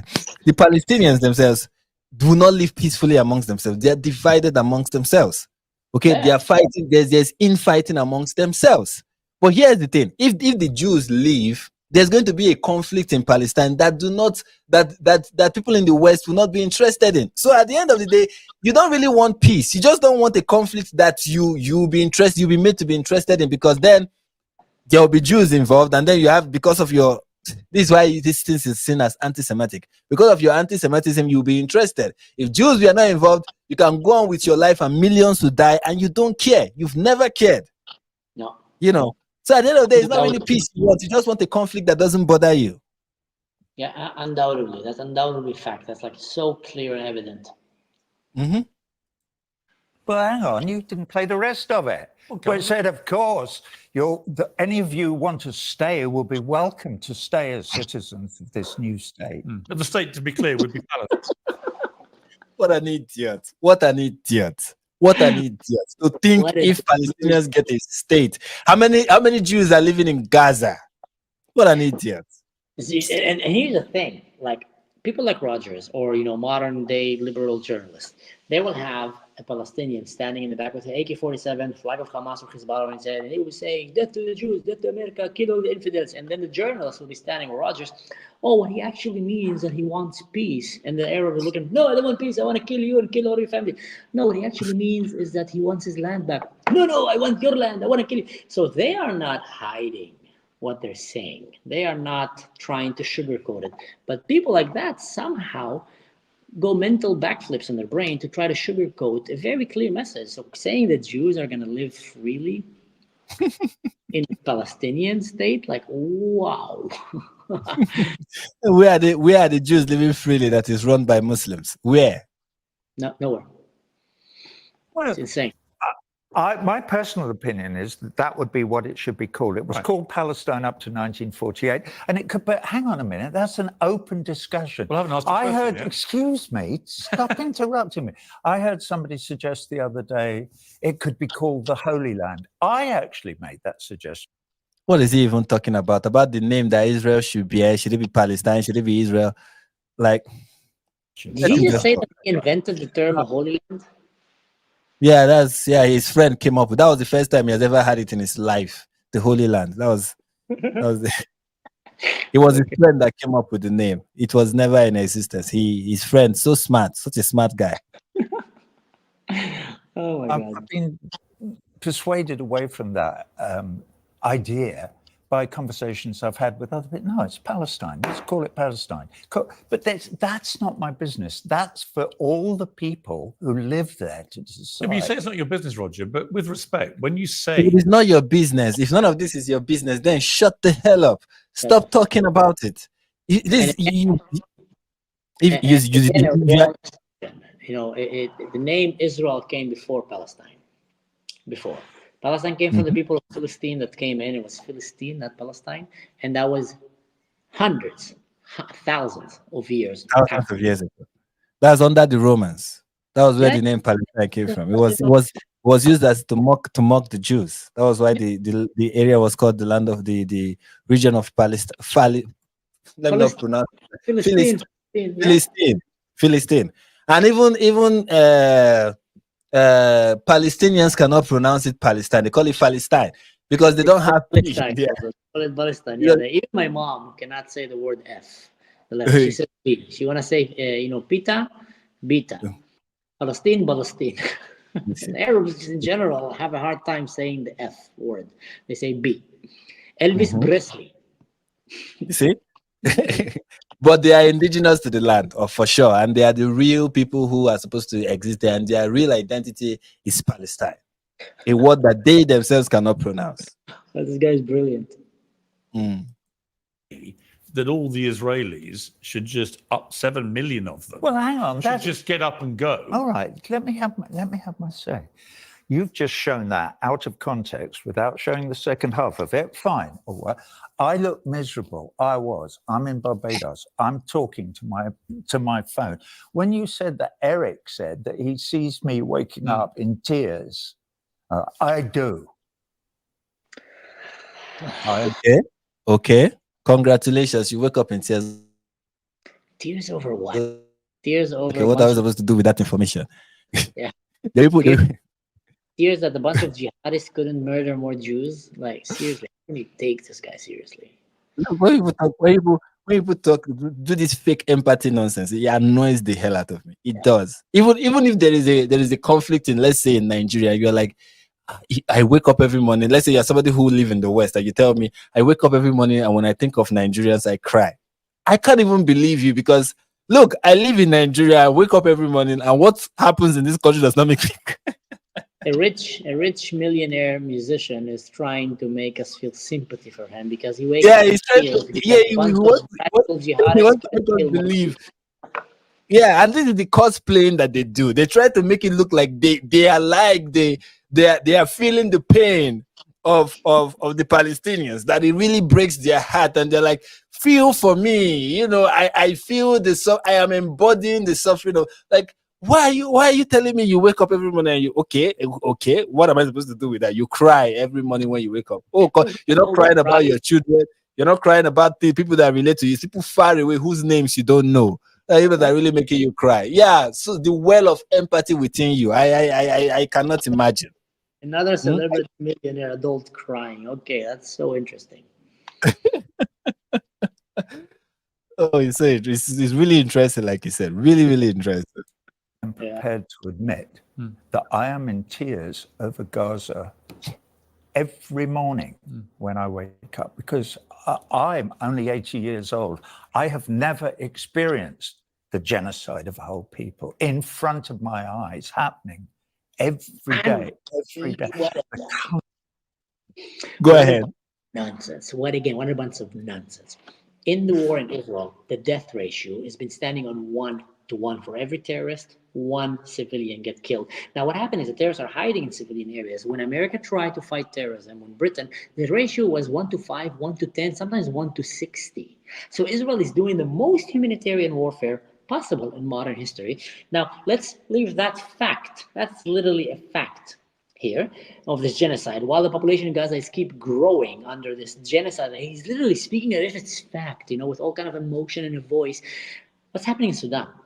They're genociding the whole Christian community in Sudan. What happened in other Muslim countries? They are genociding Christians and Jews and Christians and Muslims themselves. There is hundreds of.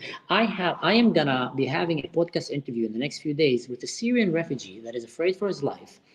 That man reached out to me, and he's gonna probably do it with filming from the back of his head, because he detached himself from the Syrian community, and he's been sharing to me how it shocks him how humanitarian Israel is compared to the Muslims. He said, I look at Israel, how they're fighting, sending flyers, calling SMSs, asking the civilians to leave that area, telling the enemy the location and the time of the attack, losing the element of surprise just to save lives, and then shooting precise missiles, taking one terrorist while not killing the others around. So sometimes, yes, there is casualties. But he says in Syria, they were throwing kegs of explosive TNT kegs from helicopters, lighting it with a cigarette while dropping it on markets and on schools, killing hundreds, thousands of Syrians, women, children. Rogers was not there when that was a genocide attempt. He didn't say a word. In Sudan, a genocide attempt. He didn't say a word. So in his 80 years lifetime, this old wise man, in his 80 years lifetime, there were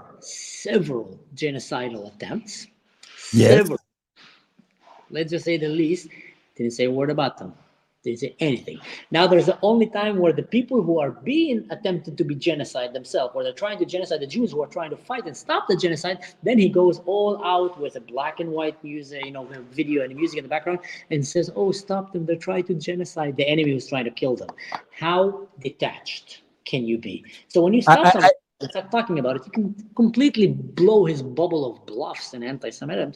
But if you let him talk, it just sounds so convincing. I wish Piers Morgan had brought up, when he said, because Piers Morgan only brought up the Holocaust, and I was like, I wish he had brought up, what about Sudan, what about Yemen, what about Syria, right? What about these places? What about northern Nigeria? There are acts of genocide that are going on in those places, and you are saying this is the one you've ever seen in your life. Clearly you were not there physically, so what do you mean by see? Yeah, you know it, brother. You know it, brother, better than us about what's happening in Nigeria. I didn't want to mention it because I'm way outnumbered in the level of knowledge here. But there is attempts of genocide going right and left in Africa. Yes, like people don't know this about Africa, but when it comes to genocide, we have we have hot pockets of genocidal activities in various parts. They are the ones that happened in the past. They're the ones that, in recent history, I don't know how old he is. He's not 15. But if he's old enough, because the way he's talking, like in my lifetime, like he was born yesterday, he didn't know about the Rwanda genocide? Was he not alive during that time? Is the Rwanda genocide not worse than any other warfare that he could remember in his so-called recent recollection? Or maybe, like you said, the drugs he's taking is kind of depleting his memory. Who knows? Sure, for sure. There were several genocide attempts in his life. He forgot all of them conveniently, and he remembered the only one that is not a genocide, and he picked on it. Yes, and this is the selective outrage that we spoke about earlier. Did you just pick one that does not even apply, and then that is the one you are outraged about? You nailed it. And you say it's the one you've seen in your entire lifetime. So ridiculous. Well, you have. With respect, you were born in World War II when there was an actual genocide of Jewish people by the Nazis. I was that big. What? I was that big. I didn't witness You were alive, that. is my point. Well, but I wasn't talking about being alive. I'm saying I never witnessed it. You can't witness something. But 6 million Jews were killed. You by cannot the witness Nazis. something. Well, I'm not saying they weren't. Right. And was that a disgusting, awful crime? Yeah, it was. Just like this one is a disgusting, awful But crime. my question for There's you... no... This is what he just did there. Very manipulative. You see how he just compared what happened in the Holocaust and said, hey, it's as disgusting as what is happening in Gaza. This is what he just did there. This is a very manipulative way of people use that a lot of time in relationships as well, when they have an argument and they just throw something that is not true, not factual, but it's a side knowledge, just so they can continue. And if you don't stop them in that moment and confront them by the word, it's as if you acknowledged it. So he just compared Israel defending itself and obviously not committing a genocide to a genocide, and was hoping that you continue. An unobserver eye or an knowledgeable eye in history ear will listen and say, oh wow, okay, yeah, that's it, that makes sense what he said, but it makes no sense. Complete lie. He's a liar. It's a complete lie 100%. different. Roger, my question for you is this. Yeah. When you say that you need to have the whole world saying, we're very sorry, we got it wrong, Yeah. we're now leaving, go back to Eastern Europe or the United States or wherever you came from. Yes. Do you understand how Israelis feel when they hear that? Well, it depends which Israelis they are. And frankly, the fact is that something has to be, or would you suggest, no, let's just let them kill all the Palestinians? Why don't we just let No, I them believe kill there should them? be a two-state solution. Well, it's not going to happen, but I don't want to argue with you about But nor is your plan. You're not going to have 7 million Israelis. Well, Rogers, maybe you should ask yourself, Rogers, why is the two-state solution not possible? I know it is not, but I want you to ask yourself why. Why is it not possible? He would not answer that because that would make the Muslim look bad.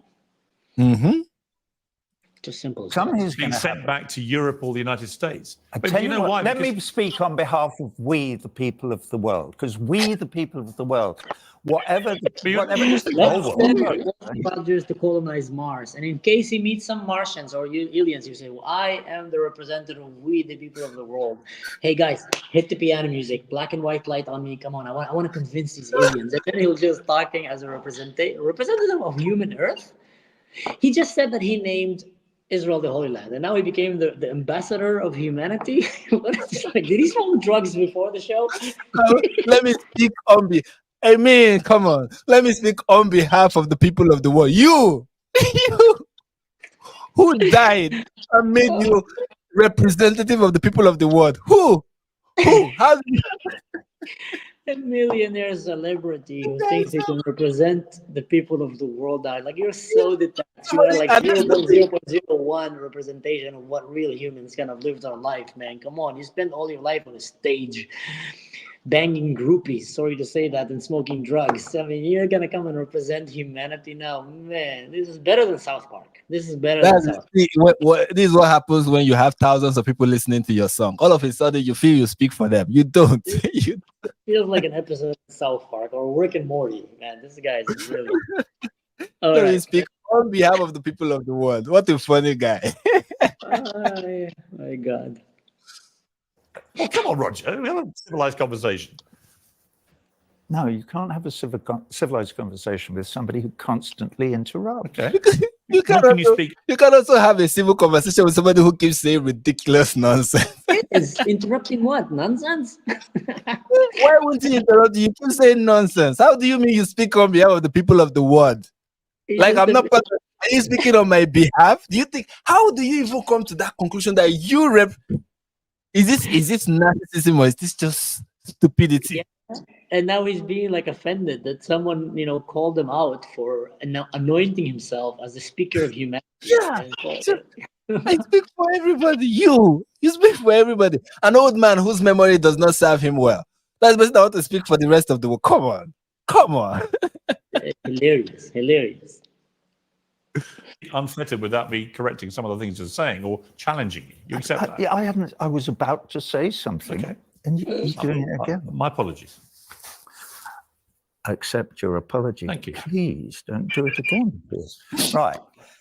Most of the people of the world do not want the Israelis to continue in their inexorable course to the end of their extermination of the indigenous people of Palestine. That's all I'm saying. So every single statement in what he just said is a lie. And yeah. Every single thing. In fact, I want to take it back so that we can break down every single word that just came out of his mouth is wrong. Like, guys, what he just said now, every single word of it, and it's a well-constructed sentence, and every single word inside is false, even down to the article he used. Everything is false. He said that every person in the world, most people in the world, because he has done the statistics and he has come to the conclusion that 1.9 billion people, mostly the Muslims, and a couple of lunatics in the West now speak for every part of the world. That is his conclusion, that those people, he now represent them and he understands what they are saying. And he said they don't want the continuous conflict, fighting, Jews fighting. Let's go back so that I will not misquote him. Please, sorry, but let's just go back and hear all the rubbish he just said. Do not want. No, not from here. I was about to accept your apology. Thank you. Please don't do it again, Piers. Right. Most of the people of the world. Okay, that's error number one. Most of the people of the world, okay, do not want the Israelis to continue in their inexorable course. Okay, he doesn't want. He said they don't want the Israelis to continue in their what's the end of their extermination, suggesting that Israel is trying to Three points, and all three of them were lies. Yeah, all lies. That Israel is trying to exterminate the Palestinians, of the indigenous people of Palestine. That the Palestinians are indigenous. How many lies can you pack in one sentence? And this guy just did it. 4 to 5 lies in one sentence. Flawlessly. He's good, man. He is good at bluffing his way and just shitting words out of his mouth. The population in Gaza is growing, not only growing, it's actually growing faster than the population in Europe and America and in Israel.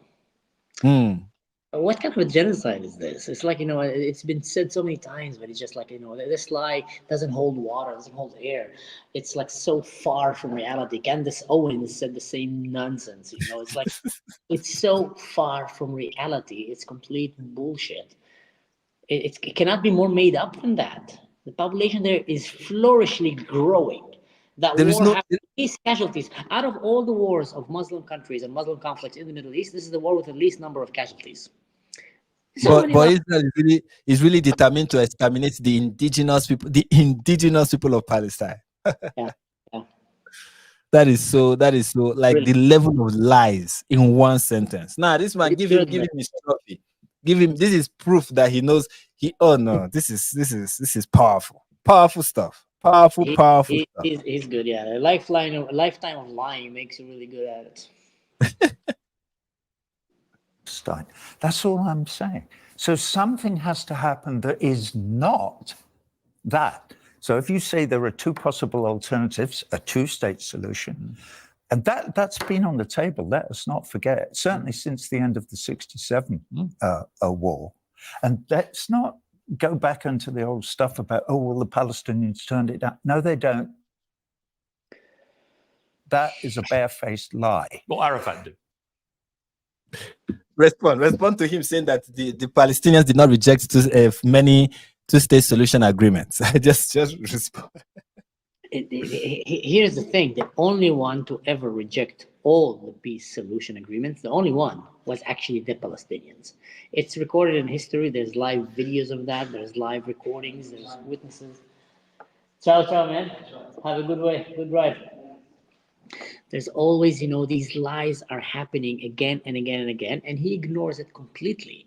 And here's the thing, like he's sitting there not saying a single word about the attempt of the Palestinians to annihilate the Jews, about the attempts of the Muslims to eradicate the Jews again and again and again, and just blaming Israel for actually the attempts of Israel to defend itself.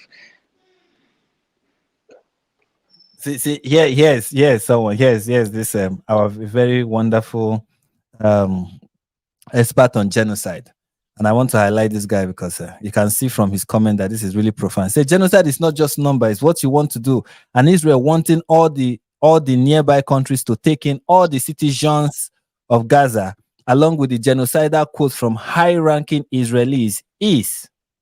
So his argument is that Israel wanting other countries to take back all the citizens of Gaza is proof that they want to, commit acts of genocide against the Palestinians, which I don't know where it is that it is. Israel has said they want nearby countries to take all the citizens, whatever citizens are, to take all the citizens of Gaza rather. And the genocidal quote from some high-ranking Israeli official that after making such quotes, they were kicked out of the government. Those people are the people that represent the idea that Israel holds with regards to Palestine. This is the level of brilliance we have from people that agree with Roger, and I'm not surprised. Let's bring history. Let's talk real facts right now, not fairy tales and unicorns. Gaza was under Egypt. Egypt didn't want them because they knew how radical these people were. Egypt gave Israel a piece of land. No one ever gives a piece of land, but that piece of land was so poisonous that Egypt came and said, because Gazans had Egyptian passports, said, guys, take them. Israel said, okay, we'll take them. Israel then woke up and like, Allah Akbar, Intifada, what the F, these people are lunatics. Israel decided to say, you know what, guys, even though we're trying to coexist with you, we're going to disengage. Israel went and by force removed the Jews out of Gaza, hoping to have peace. Said, unconditional. We'll give you that. We'll give you everything you need. Just stop trying to kill us. You won't have any more excuses. You have your Gaza, we have ours. You can build your own country. And then they completely take advantage of the country and make it a nest of terrorists by abducting the education system and raising kids who want to become terrorists, all the way to the point that they are calling their moms and glorifying, Mom, I killed 10 Israelis. I killed a woman and her husband. Their blood's on my hand. And the mom is so excited. We have audio recording of that. Now let's put another fact. Israel have the capability to wipe Gaza in a day. I served in the military. I was an officer in the military. I have a lot of experience in that. The hardest thing is to fight in civilian areas while you try to preserve the civilians. And Israel is doing that. Israel is not using its force, its complete power in Gaza because they're trying to protect the Gazans. Israel can go and commit a genocide in Gaza right now. They're not. The complete opposite of that. They're taking extra measures to defend the Gazans more than the Gazans are taking measures to defend themselves. Exactly. Then some guys say, oh, it's a genocide. This could be, I don't know. Weirdo in Israel made a tweet. I don't know which one he's talking about, and said, you know how many weirdos you have in America that have tinfoils on their head and talk about Martians and talk about, I don't know, conspiracy theories and people that say that Russia and China, there's so many weirdos in the world. This is not an official statement of the Israeli government. There was never even an official attempt to commit a genocide. The opposite. Israel tried again and again to offer peace, all the way to the extent that they actually gave them Gaza. Why would you give them Gaza if you want to genocide them? Why are the numbers still growing?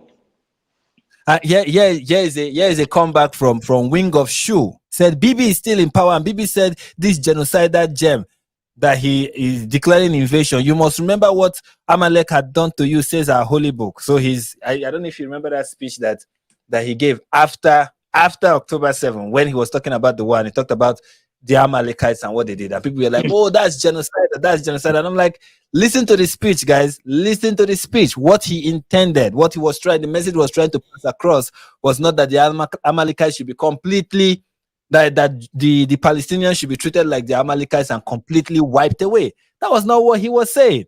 That he quoted that scripture does not mean he was calling for genocide of the Palestinians in Gaza. Yeah, he was pointing an attempt of genocide. And that's why he made the Amalek reference, because Amalek did try to genocide the Jews. He made that reference because he said this is exactly what the Palestinians are trying to do. And based on what? On the Palestinians. How? Because they said it. From the river to the sea, we're going to Izbah al-Yahud. They said it. We're going to go and kill all the Jews. So he basically said these people are behaving like the Amalek, pointing that they want to commit a genocide. Put it in context. He did not say, we're going to genocide them like the Amalek. Because if Israel wanted... Wing of Shoe has one man. Maybe this is the last comment from our very good fan that we are going to respond to. This is the popular one. Hamas was funded by Bibi too. Yeah.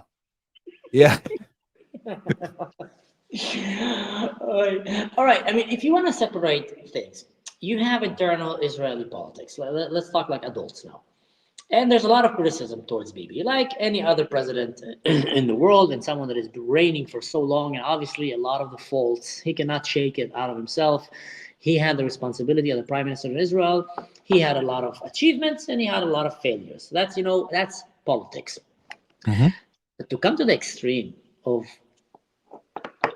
taking the responsibility for genocidal maniac attempts from jihadists who clearly tells you want to kill you, and dropping it all on the non-jihadists and saying he paid them. That's the same people that says that America caused 9/11. That's the same people that say that all the problems in the Muslim world are caused because of the white people. And they're completely, again, taking all the responsibility from the Muslims themselves. And that's what we talked about at the beginning, and you mentioned it. That is one of the problems when we don't call it by its name. We don't let them bear the responsibility for their action. We'll always blame. So now they went and blamed Bibi for causing 9/11, for causing October 7. These are the same people, actually, that I call it the chain of denying. When October 7 happened, these denier people came and said, it's not Gaza, it's the IDF killing its own people. But then there's literally videos of them filming themselves. Okay, but they're only killing soldiers. No, but there's literally videos of them killing women and children. These are settlers who are trying to fight back. No, they killed even, foreign workers and babies. No, that didn't happen. They didn't behead the babies. They just killed them.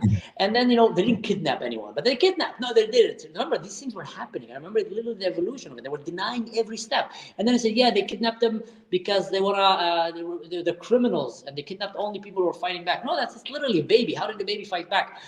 They're hiding them in hospitals. No, they're not hiding in hospitals. Yes, they are. Literally videos showing it in hospitals. They're using people as human shields. No, they're not. And then you see Gazans going around. They're using us as human shields. Oh, this is fake AI. And then you see many Gazans. Okay, it's a legitimate, casualties for the cause.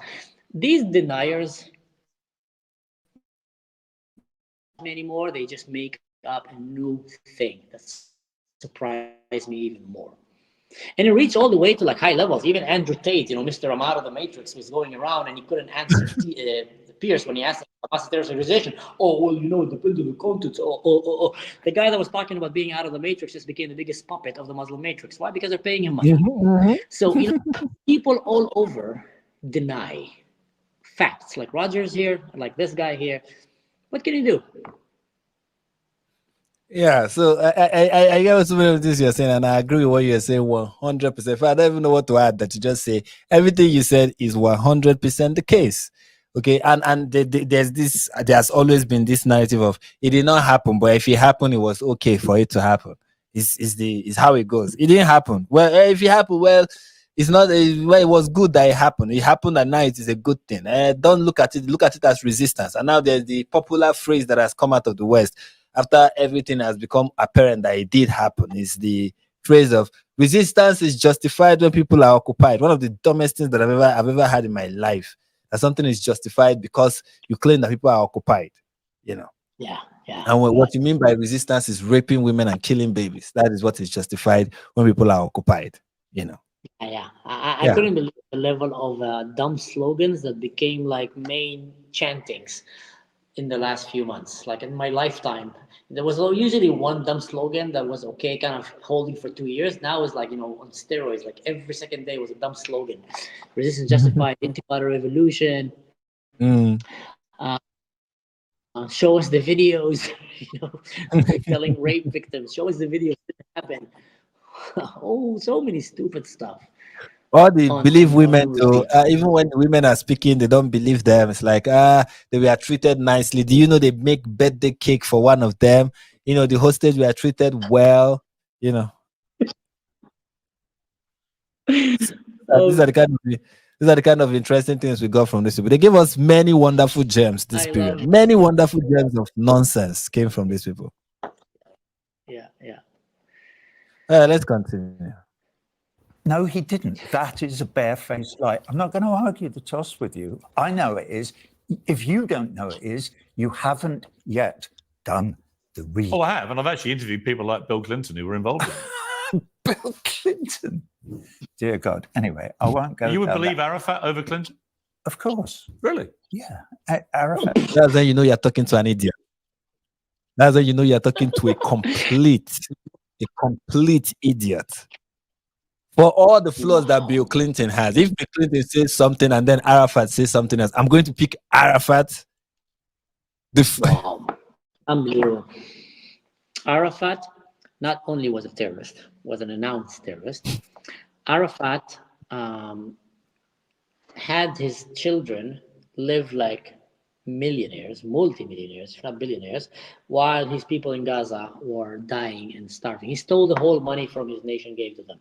Arafat clearly supported directly, like he said it, acts of terrorism. He invented the Intifada and pushed it on. So the guy is a terrorist. The guy is a thief. The guy is a very bad person, and he will side with Arafat undeniably over President of the United States. And like you said, that is the right, left, did sleep with more. Unbelievable. Yeah. That shows you exactly who he is. Exactly. And here's He's one of my there's no denying it. And here's one of my favorite fan, Impossible Man, say fake Nigerian. Sorry, my voice is almost gone.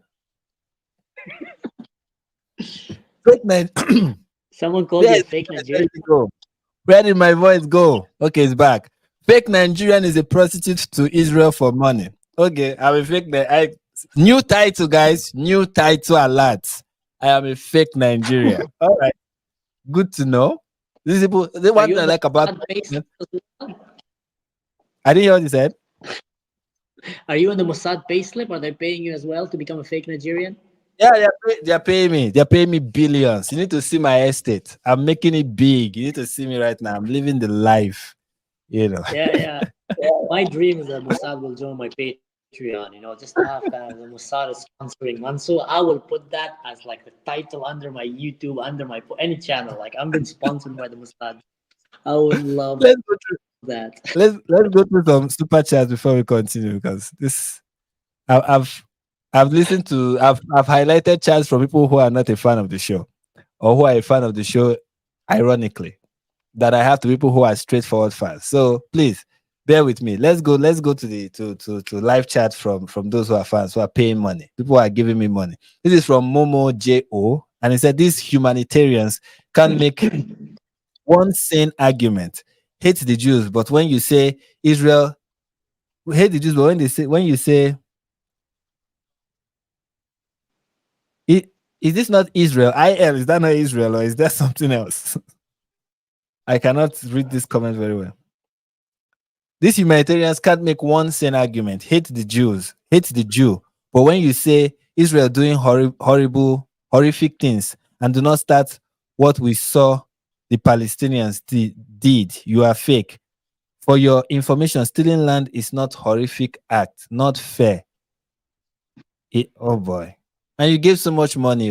This person gave so much money to, and please keep giving me the money. Don't stop. But I'm like, try and proofread your comments. Sorry, but just try and try and proofread it so I can make sense of what. Can you make sense of what he said, please? Let me not be. Yeah, he's saying.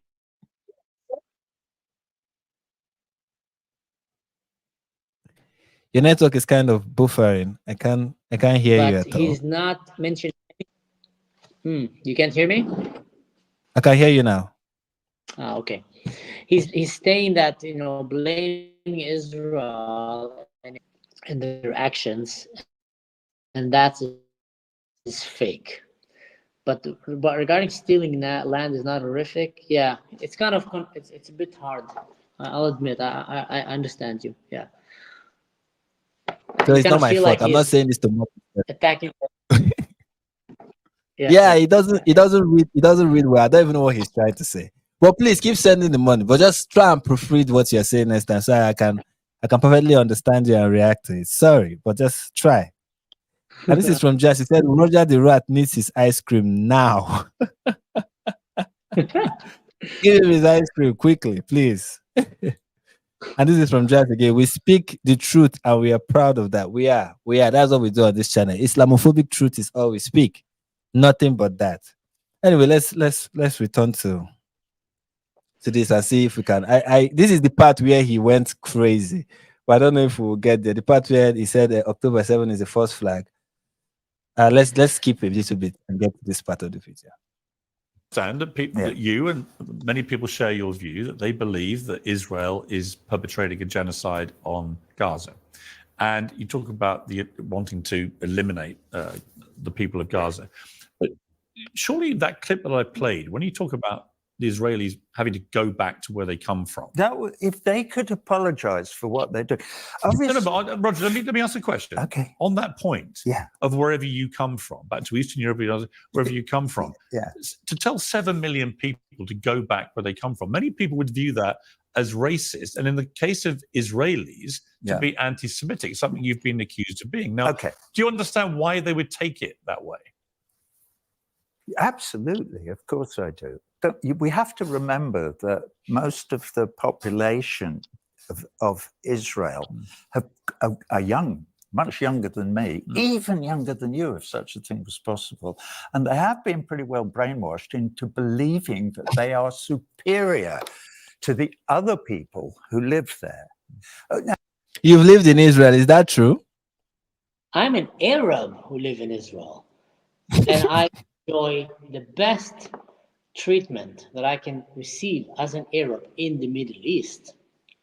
My sisters can walk without a hijab, can go to the beach, can go to the cinema in the middle of the night, can go to a pub, and no one is going to harass them, no one is going to bother them. If they will try to do that in a Muslim country, we will be killed for not accepting the totalitarian of Islam. So he is just completely lying. It's unbelievable. How far can he be from reality? And here's something that I wanted to point out with the question that Piers Morgan was asking him. If you are somebody who is living in Europe and you tell a migrant to go back to where he's coming from or where he came from, you're racist.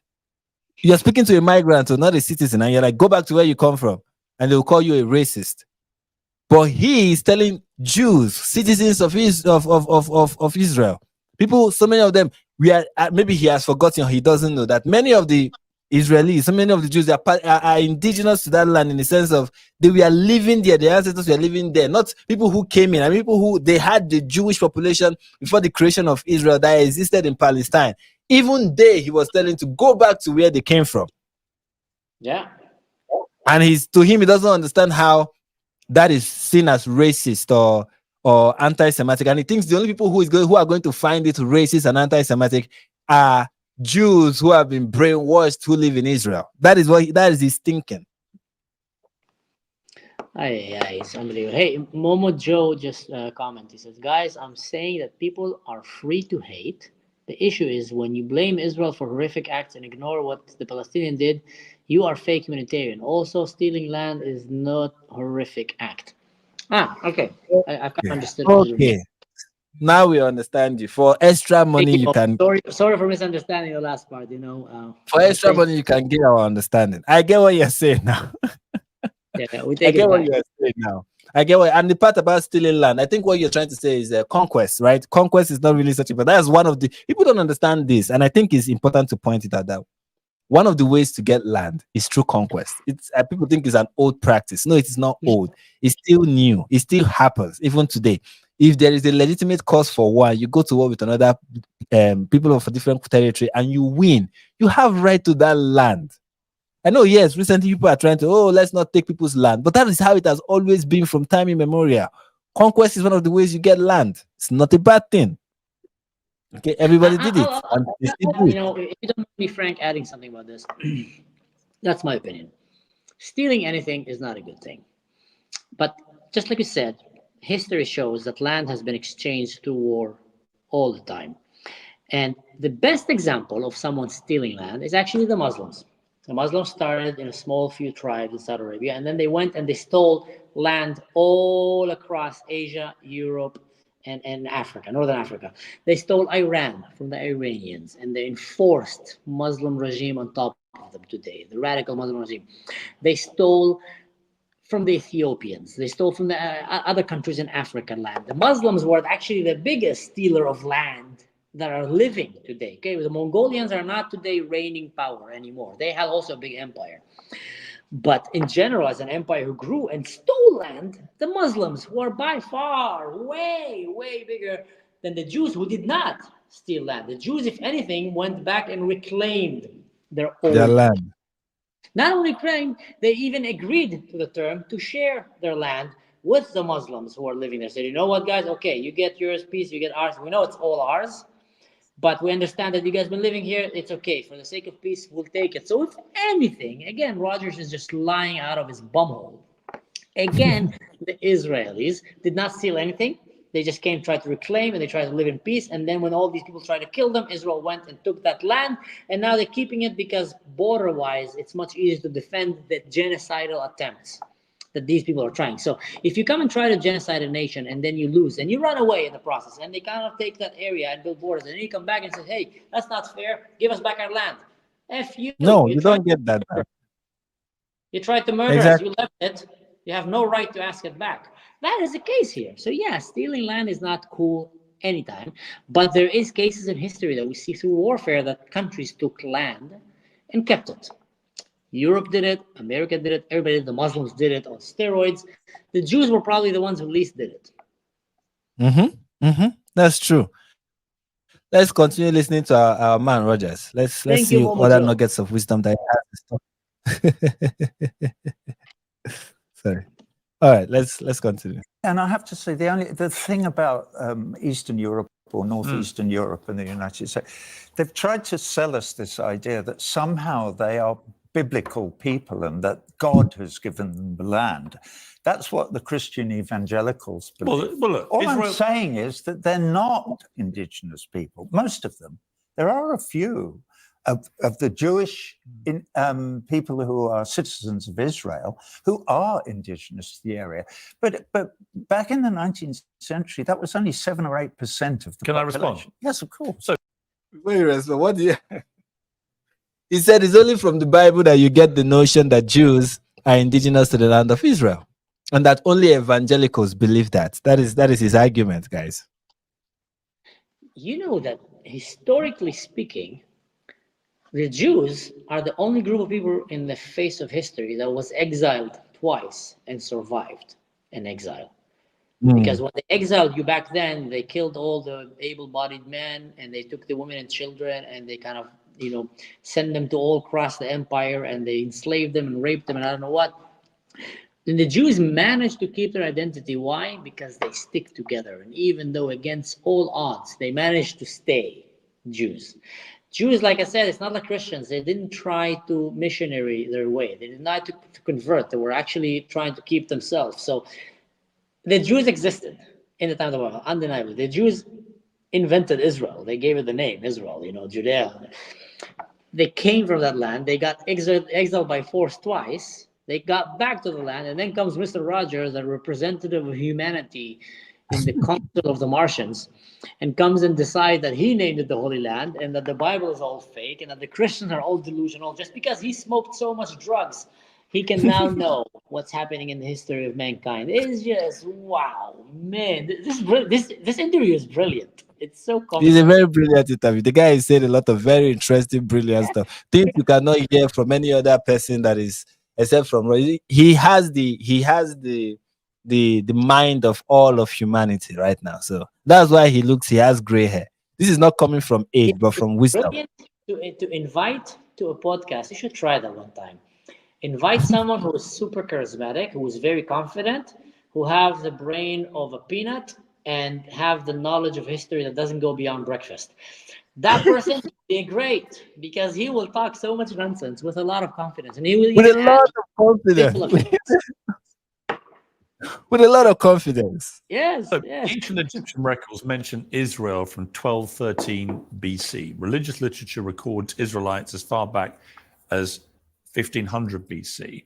As far as many Jewish people are concerned, this is where they come from. Right? Within Judaism, Israel is the Holy Land. It's the land where the faith began. Jerusalem is the holy city. For Jews, Jerusalem is at the core of their faith and their world. Now, I believe you're an atheist. Is that correct? That is correct. So you may not understand or accept that, but that is how millions of people in Israel feel. They believe this is their original holy land. Now, I don't like how Piers Morgan is phrasing. This is not just a feeling. It's not a religious feeling.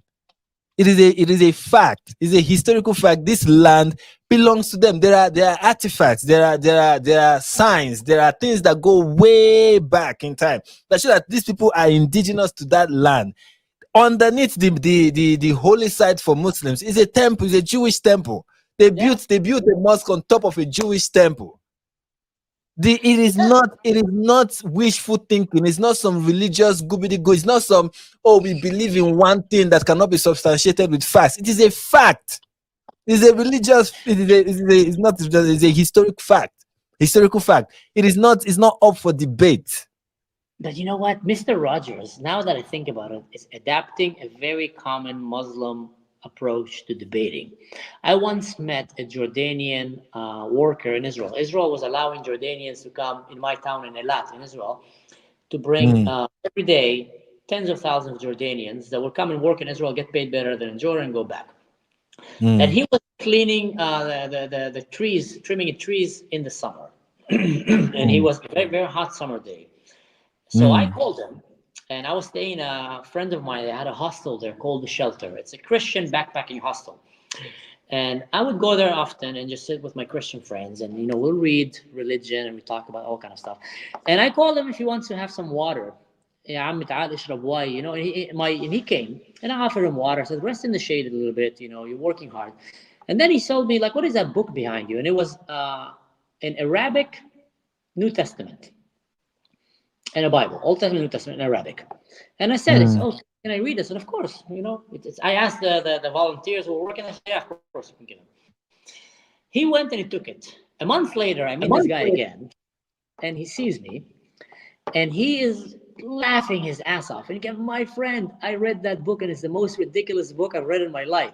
And I said, why is that? He says, I couldn't believe it. I was laughing my stomach off. I said, what happened? He says, it did not mention the name Muhammad even once in it. Can you believe these idiots? And I looked at him and said, Habibi, Muhammad came way after. And he got so angry at me, he was almost attacking me. How dare you say that? I said, no, I'm not, don't offend you. I'm just telling you history. Muhammad came after. He even said it, Moses was before Jesus. Muhammad, it's just, so how would they mention him? But he says, no, in the Quran, he teaches that they're lying. It's like, what? Yeah, because they believe that Muhammad told them that he was mentioned in our scriptures when he wasn't. There was no mention of Muhammad. But, so when they check the Bible and they see that Muhammad is not mentioned, they say we have corrupted it. And removed Muhammad from the Bible, because we hate the Muslims. We just somehow woke up and decided to hate Muslims so much so that we went to our scriptures and removed Muhammad. He's ignoring history, ignoring facts. Yeah. Why adhere to facts when you can make it up? When you can always come up with something that you believe that is contrary to what is factual. Why stick to facts when you can create your own reality? That's the stuff. Man. Let's see what else we can watch from this. Now, I think that the displacement of the Palestinians back in 1948 was appalling. I also think the simultaneous virtually displacement of many Jewish people from their homes was also appalling. All of it was appalling. And you can create a narrative that would be supportive of both sides. To this side. I think this 2023, is where when the Hamas attacks occurred. George Galloway was here last week, I saw him. and he described them as terror attacks. Do you agree with that? I'm not going to have this conversation. I've seen you have it with everybody, and you're. It's a waste of time. Why? Because you always reach the same conclusions, and you always waste 10 or 12 minutes. Let's waste 1 minute. All I ever ask people is, do you condemn what Hamas did? Always, whoever does it, wherever it is. I condemn war crimes. If Hamas committed war crimes on October the 7th, I condemn. You referred earlier. Excuse me. You said if, like it did not. Anyway, let's just listen to the interview. Let it play out. You referred earlier to my conversation with Ken Greenwald, yes, which happened in December last year. And I was taken to task after that because on his program, and this was only a few weeks after October the 7th, I said, I would love to know what happened on October the 7th, so that we can all have a proper. Well, the Israelis won't allow. We suggested any it might investigation. be you suggested it might be a false flag operation. Well, implying that Israel created it. Hang on, maybe false flag's not exactly the right word, but why did? Well, it's obviously not hang the right on. word. Can I finish? You're right. This is What do you have?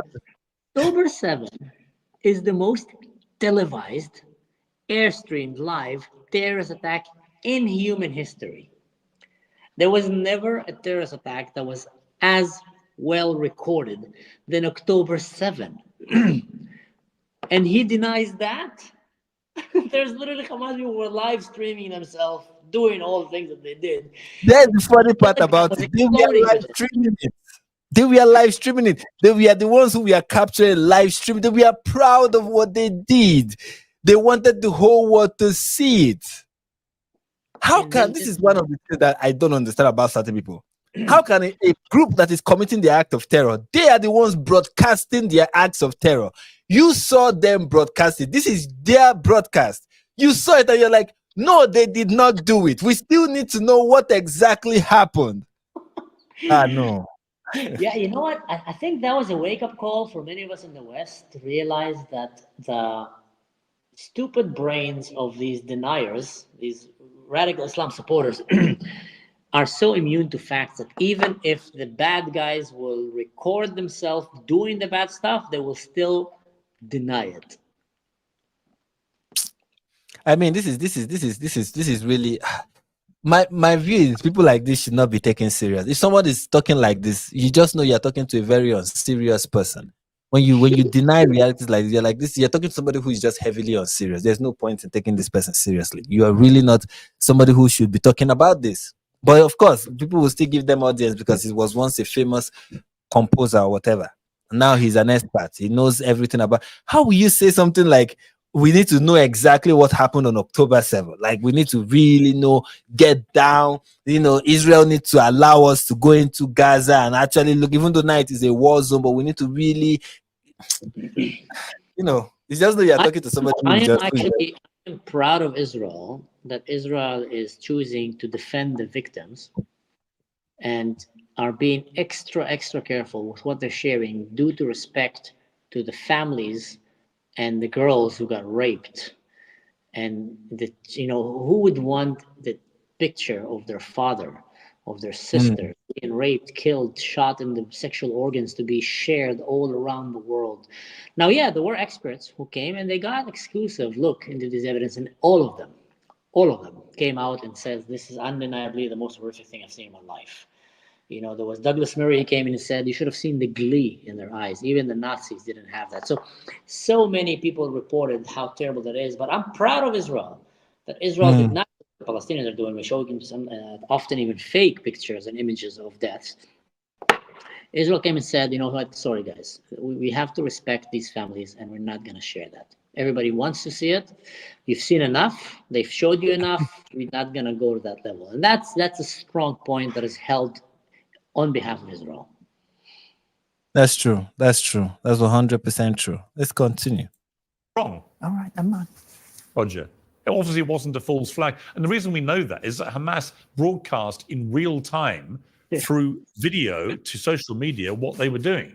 There's nothing false flag about it. I'm not saying that part of the Palestinian resistance movement didn't cross that wire fence into what's called 2,000 of them Hang did. on, or 2,000, however many. It doesn't really matter how many it was. I'm not saying they didn't do that. I'm not saying that that didn't happen at all. What I'm saying is, there's all this talk about, does Israel have a right to defend itself? Why didn't Israel defend itself that morning?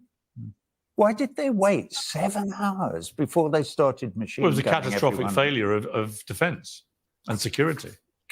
And this is the most efficient security. Yeah, it was catastrophic. That's why when this is over, all right, you don't want to have that conversation. Neither. So for Roger, the proof that this is a first flag operation was the delay in Israel in responding to an invasion of their country that they did not, where they should have taken the threat seriously, but they did not take it seriously. Yes, it's a failure of military, of the defense system or the defense agencies in Israel, but is not proof that this was intentionally allowed to happen because they wanted to invade Gaza. This mindset is so ridiculous. Yeah, you know what? As someone who comes from the army, or someone who was an officer and served in Gaza and know how these things work inside and out, there's something they teach you in officer academy in most modern armies, and it's something that they learned from the Normandy defense line. And the idea was the line of defense will always be broken. You know, if you have a wall, an enemy will always find a way to cross that wall.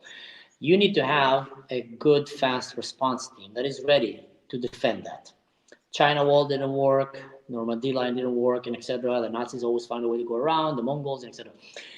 That wall in Gaza should have been defended properly. Yes, it was the most catastrophic Israeli military, failure since Kippur War. Israel's reserves units were not responding in time because the attack was so overwhelming that they literally went and butchered and slaughtered the soldiers, that were protecting that area. And now I know, because I've been in that world, that a lot of times the intention of the army is you don't want to react too fast because you don't know what's happening there. You can go there now and end up killing your own civilians. No one really knew the size of that attack as it was going. And also, yes, the IDF did fall asleep on its nose. The one that actually held the line and rescued Israel that day were the units that were still properly active and acting. What do I mean properly acting? Special forces, special units, they still kept the most important element of a military unit, which is mobility and readiness to adapt to a new situation. So what happened is special units like Yamam, like Shaldag, like Navy SEALs, and etc., like the Rotav, the anti-terrorism unit, they went with their jeeps, with their cars, with their helicopters, and 10, 20 against hundreds stood there and held the line while civilians, women and children were coming out of their homes in their pajamas with pistols and knives, fighting to defend until the slow oiled army machine like the elephant woke up and managed to get there. So that took several hours, which was a critical failure. And Israel's democracy, they learn from failure. So they're going to learn and adapt from these lessons how to improve it. So next time when Hezbollah tries to do it, because they're going to try, and Hamas tries, because they say they're going to try, next time we'll be more ready. One of the conclusions from that war was actually to help arm the citizens and help train the citizens. Because in the end of the day, and that's something that I tell a lot of time my American friends when they talk about guns and I don't know what, it's your politics, it's your stuff, but if you put all your eggs in one basket that the government will protect you, history shows otherwise. If you are incapable to protect and defend your family, you are being an irresponsible family member. So you need to take that responsibility and either choose to move from a borderline or find the means to protect yourself. Because apparently the government is going to always respond too slow. But that, to what Piers is saying as a proof, that's not a proof. There's literally a physical, reasonable explanation to why did it happen. It was a failure, undoubtedly, but there's a reason why that failure happened. So and one thing that people who want to believe in conspiracies always do is ignore reasonable explanation or act like reasonable explanations are not sufficient. Like he's doing here. Oh, is that all they could? Is that the best explanation for that? Is that what they could? Like, come on. Even the best of systems fail sometimes, especially when new situation that I did not plan for manifests itself. It's bound to happen. But to act like that failure is proof that these people wanted it to happen and they planned for it. Come on. Just a musician talking about. I think what you said.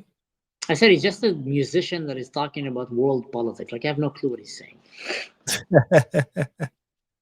I just answered you what I think. Hang on, wouldn't it be great to have that conversation at some? And wouldn't it be great if we could have an actual, real investigation beyond the very good Al Jazeera documentary that we all saw that came out, and all the great work that the great. Like I said, there are so many points in this interview. You're like, nah, we are talking to an absolute moron. We are talking to an absolute moron. Al Jazeera, come on. Al Jazeera, man. Al Jazeera, really? Come on. His own and electronic intifada people did in debunking all the filthy, disgusting lies that the Israelis told after October the 7th. Like what? About burning babies and women being raped, which were all completely... Actually, women were raped. No, they were. No, they were. Can you believe that? What? Yes, they were. Well, there's no evidence. It's been established by the You United can say Nations. anything that you want, but there's no evidence. Actually, there is extensive evidence. There is no of sexual evidence. assault and rape. Well, there is. Okay, well, all right, now. Also, we know what Hamas broadcast on social media. Calm down. Roger, calm down. Don't sink to this level. Stop shouting. Stop shouting back. Let him interrupt you as much as you. Okay, all right. Sorry, Yes, Piers, what were you saying? Look, let's not prolong the discussion. I think we are done. I think we are done. Yeah. I love the look in Pierce's eyes when he was just, he broke down and he looked at the camera like, is this really happening?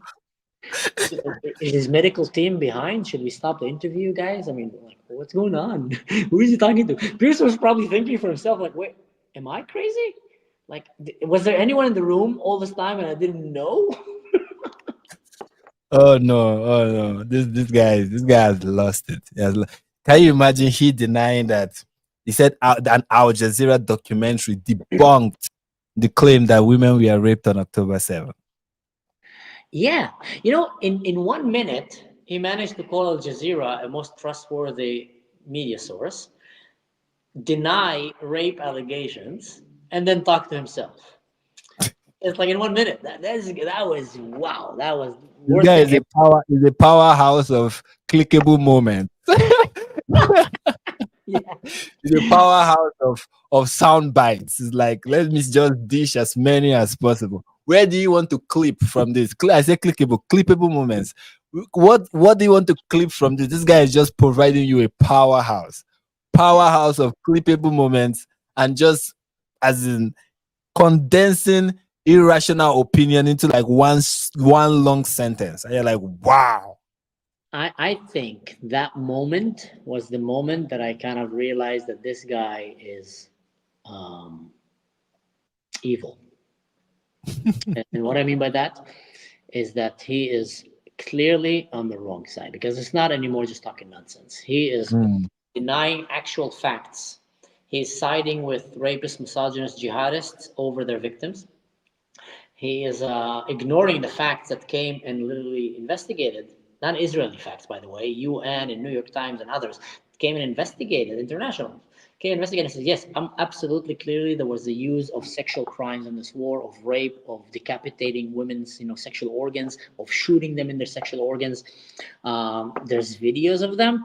There is eyewitnesses. There was undeniably that happened. And he chose to ignore that and to side with the religious lunatics who did it consciently. And then also siding with a religious terrorist journalist newspaper that is clear to everyone that is just full of propaganda and lie. Even the Arabs, you know what? Arab world, Al Jazeera is banned from many Arab countries because they see that it's a propaganda machine to promote radical Muslim brotherhood. So Rogers is now shown his real face. Honestly, that's the moment that I realized, you know what? He's not just silly lunatic old man. He's just an evil old man. An evil old man is full of hatred, full of anti-Semitism, full of Nazi ideology, and a lifetime of that with excessive use of drugs will make your brain go that stupid that you'll even start talking to yourself live in the middle of a interview while you're siding with a bunch of rapists and denying the victims. That's what he did. There's no denying that. That's spot on. Forever, that digital fingerprint, aliens will come 100 years from now when we look at human history. Roger Waters, he'll open it. Oh, that's the guy who literally sided with radical Muslim rapist and ignore the victims, and he's a Nazi. Like that's his signature. That's what he's leaving as his legacy, undoubtedly. That is it. And that is a very sad way to be remembered. Like, as somebody who once said, Rogers is going to be remembered as that guy who once said that Al Jazeera is a reliable news source. Even Arabs don't believe it themselves, but he did. Yeah. He's parroting their talking point, believing them completely, even going against what leftists would consider a trusted news agency. That is the New York Times. And I don't know if you guys remember when the New York Times released that their article talking about of the rape on October 7th. People protested the New York Times for releasing that article, saying that why would they lie? people said that.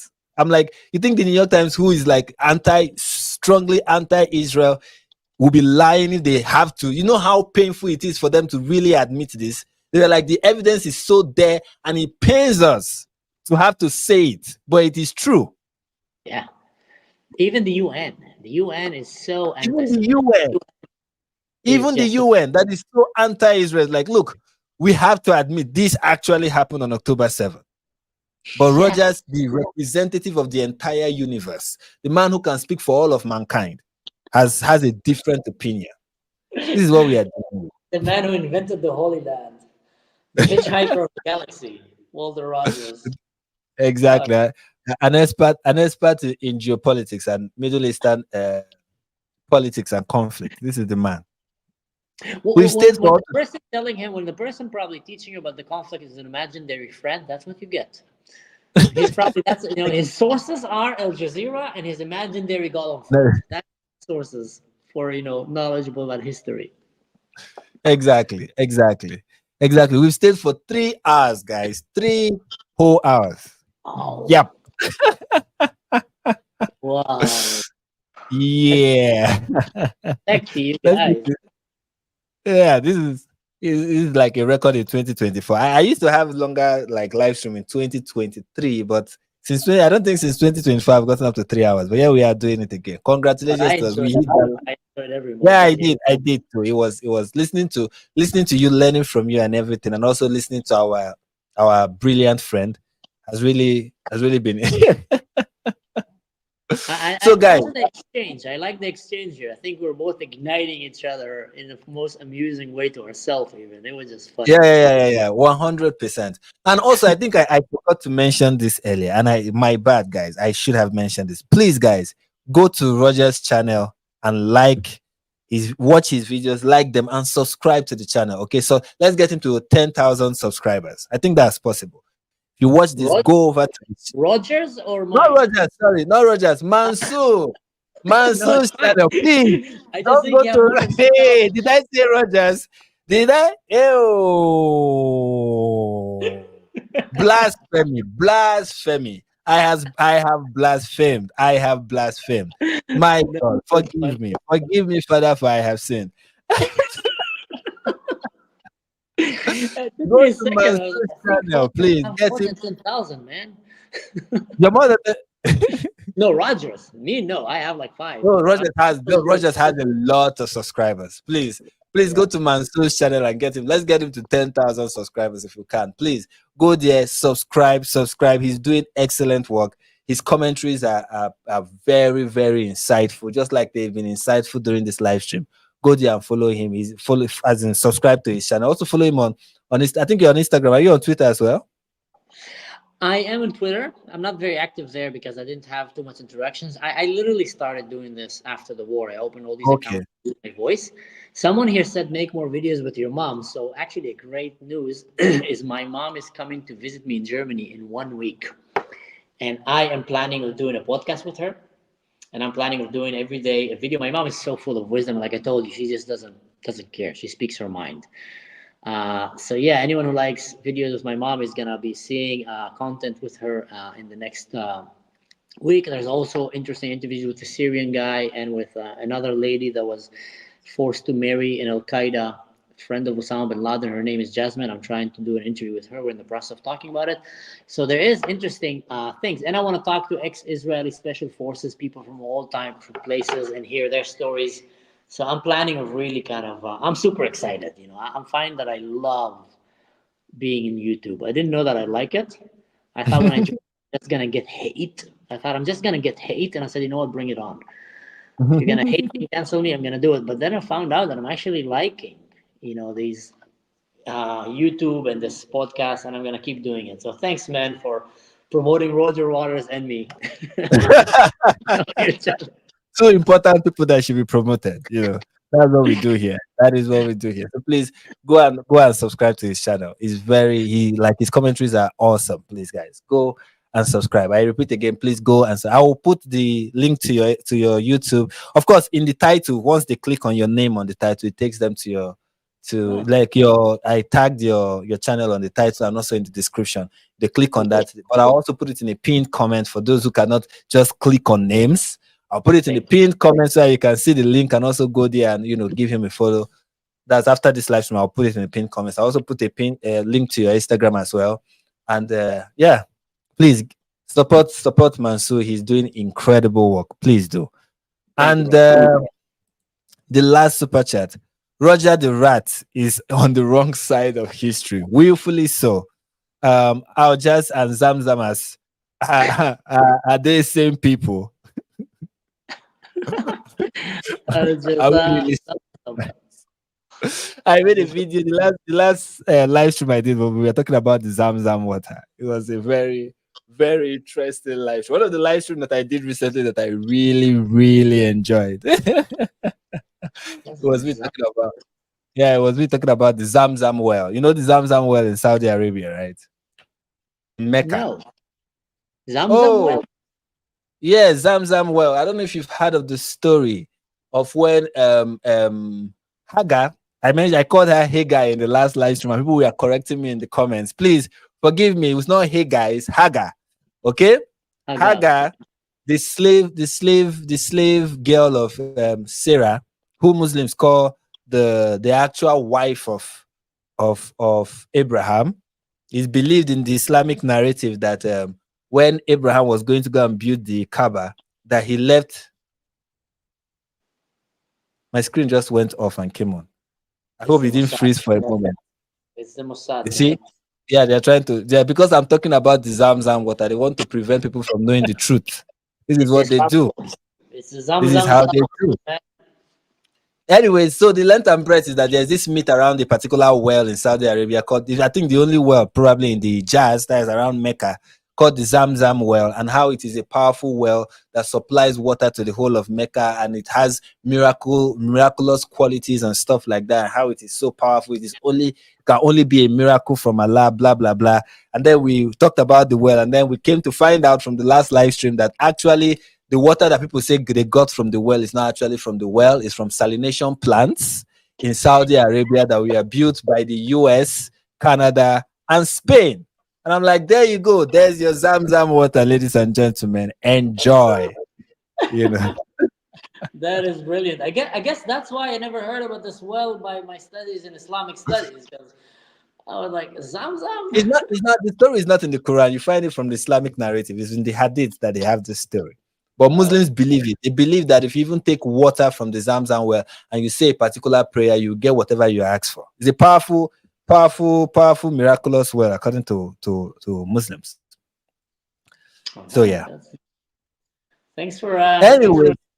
Let's one more super chat from Jazz. So this was a great live stream. Thanks to both of you. Thank you to Jazz. You have been awesome. Thanks to everyone who has been with us. Thanks to my moderator Sash. Can you not? And Jazz. And Shayna was here earlier, but I'm not sure if she's still with us. But thank you, Shayna, if you get to watch this after we are done. I really appreciate all of you and all of my viewers, everyone who watched, who commented, even the Impossible Man and the dentist guy. And there's this other guy that was also posting a couple of wonderful comments. Sorry, I ignored your comment, but I was seeing it. Okay, I was seeing it. You guys are haters and lovers. You people are the reason why I'm still here. And I appreciate all of you. And until the next live stream, peace. Peace and love. Yeah.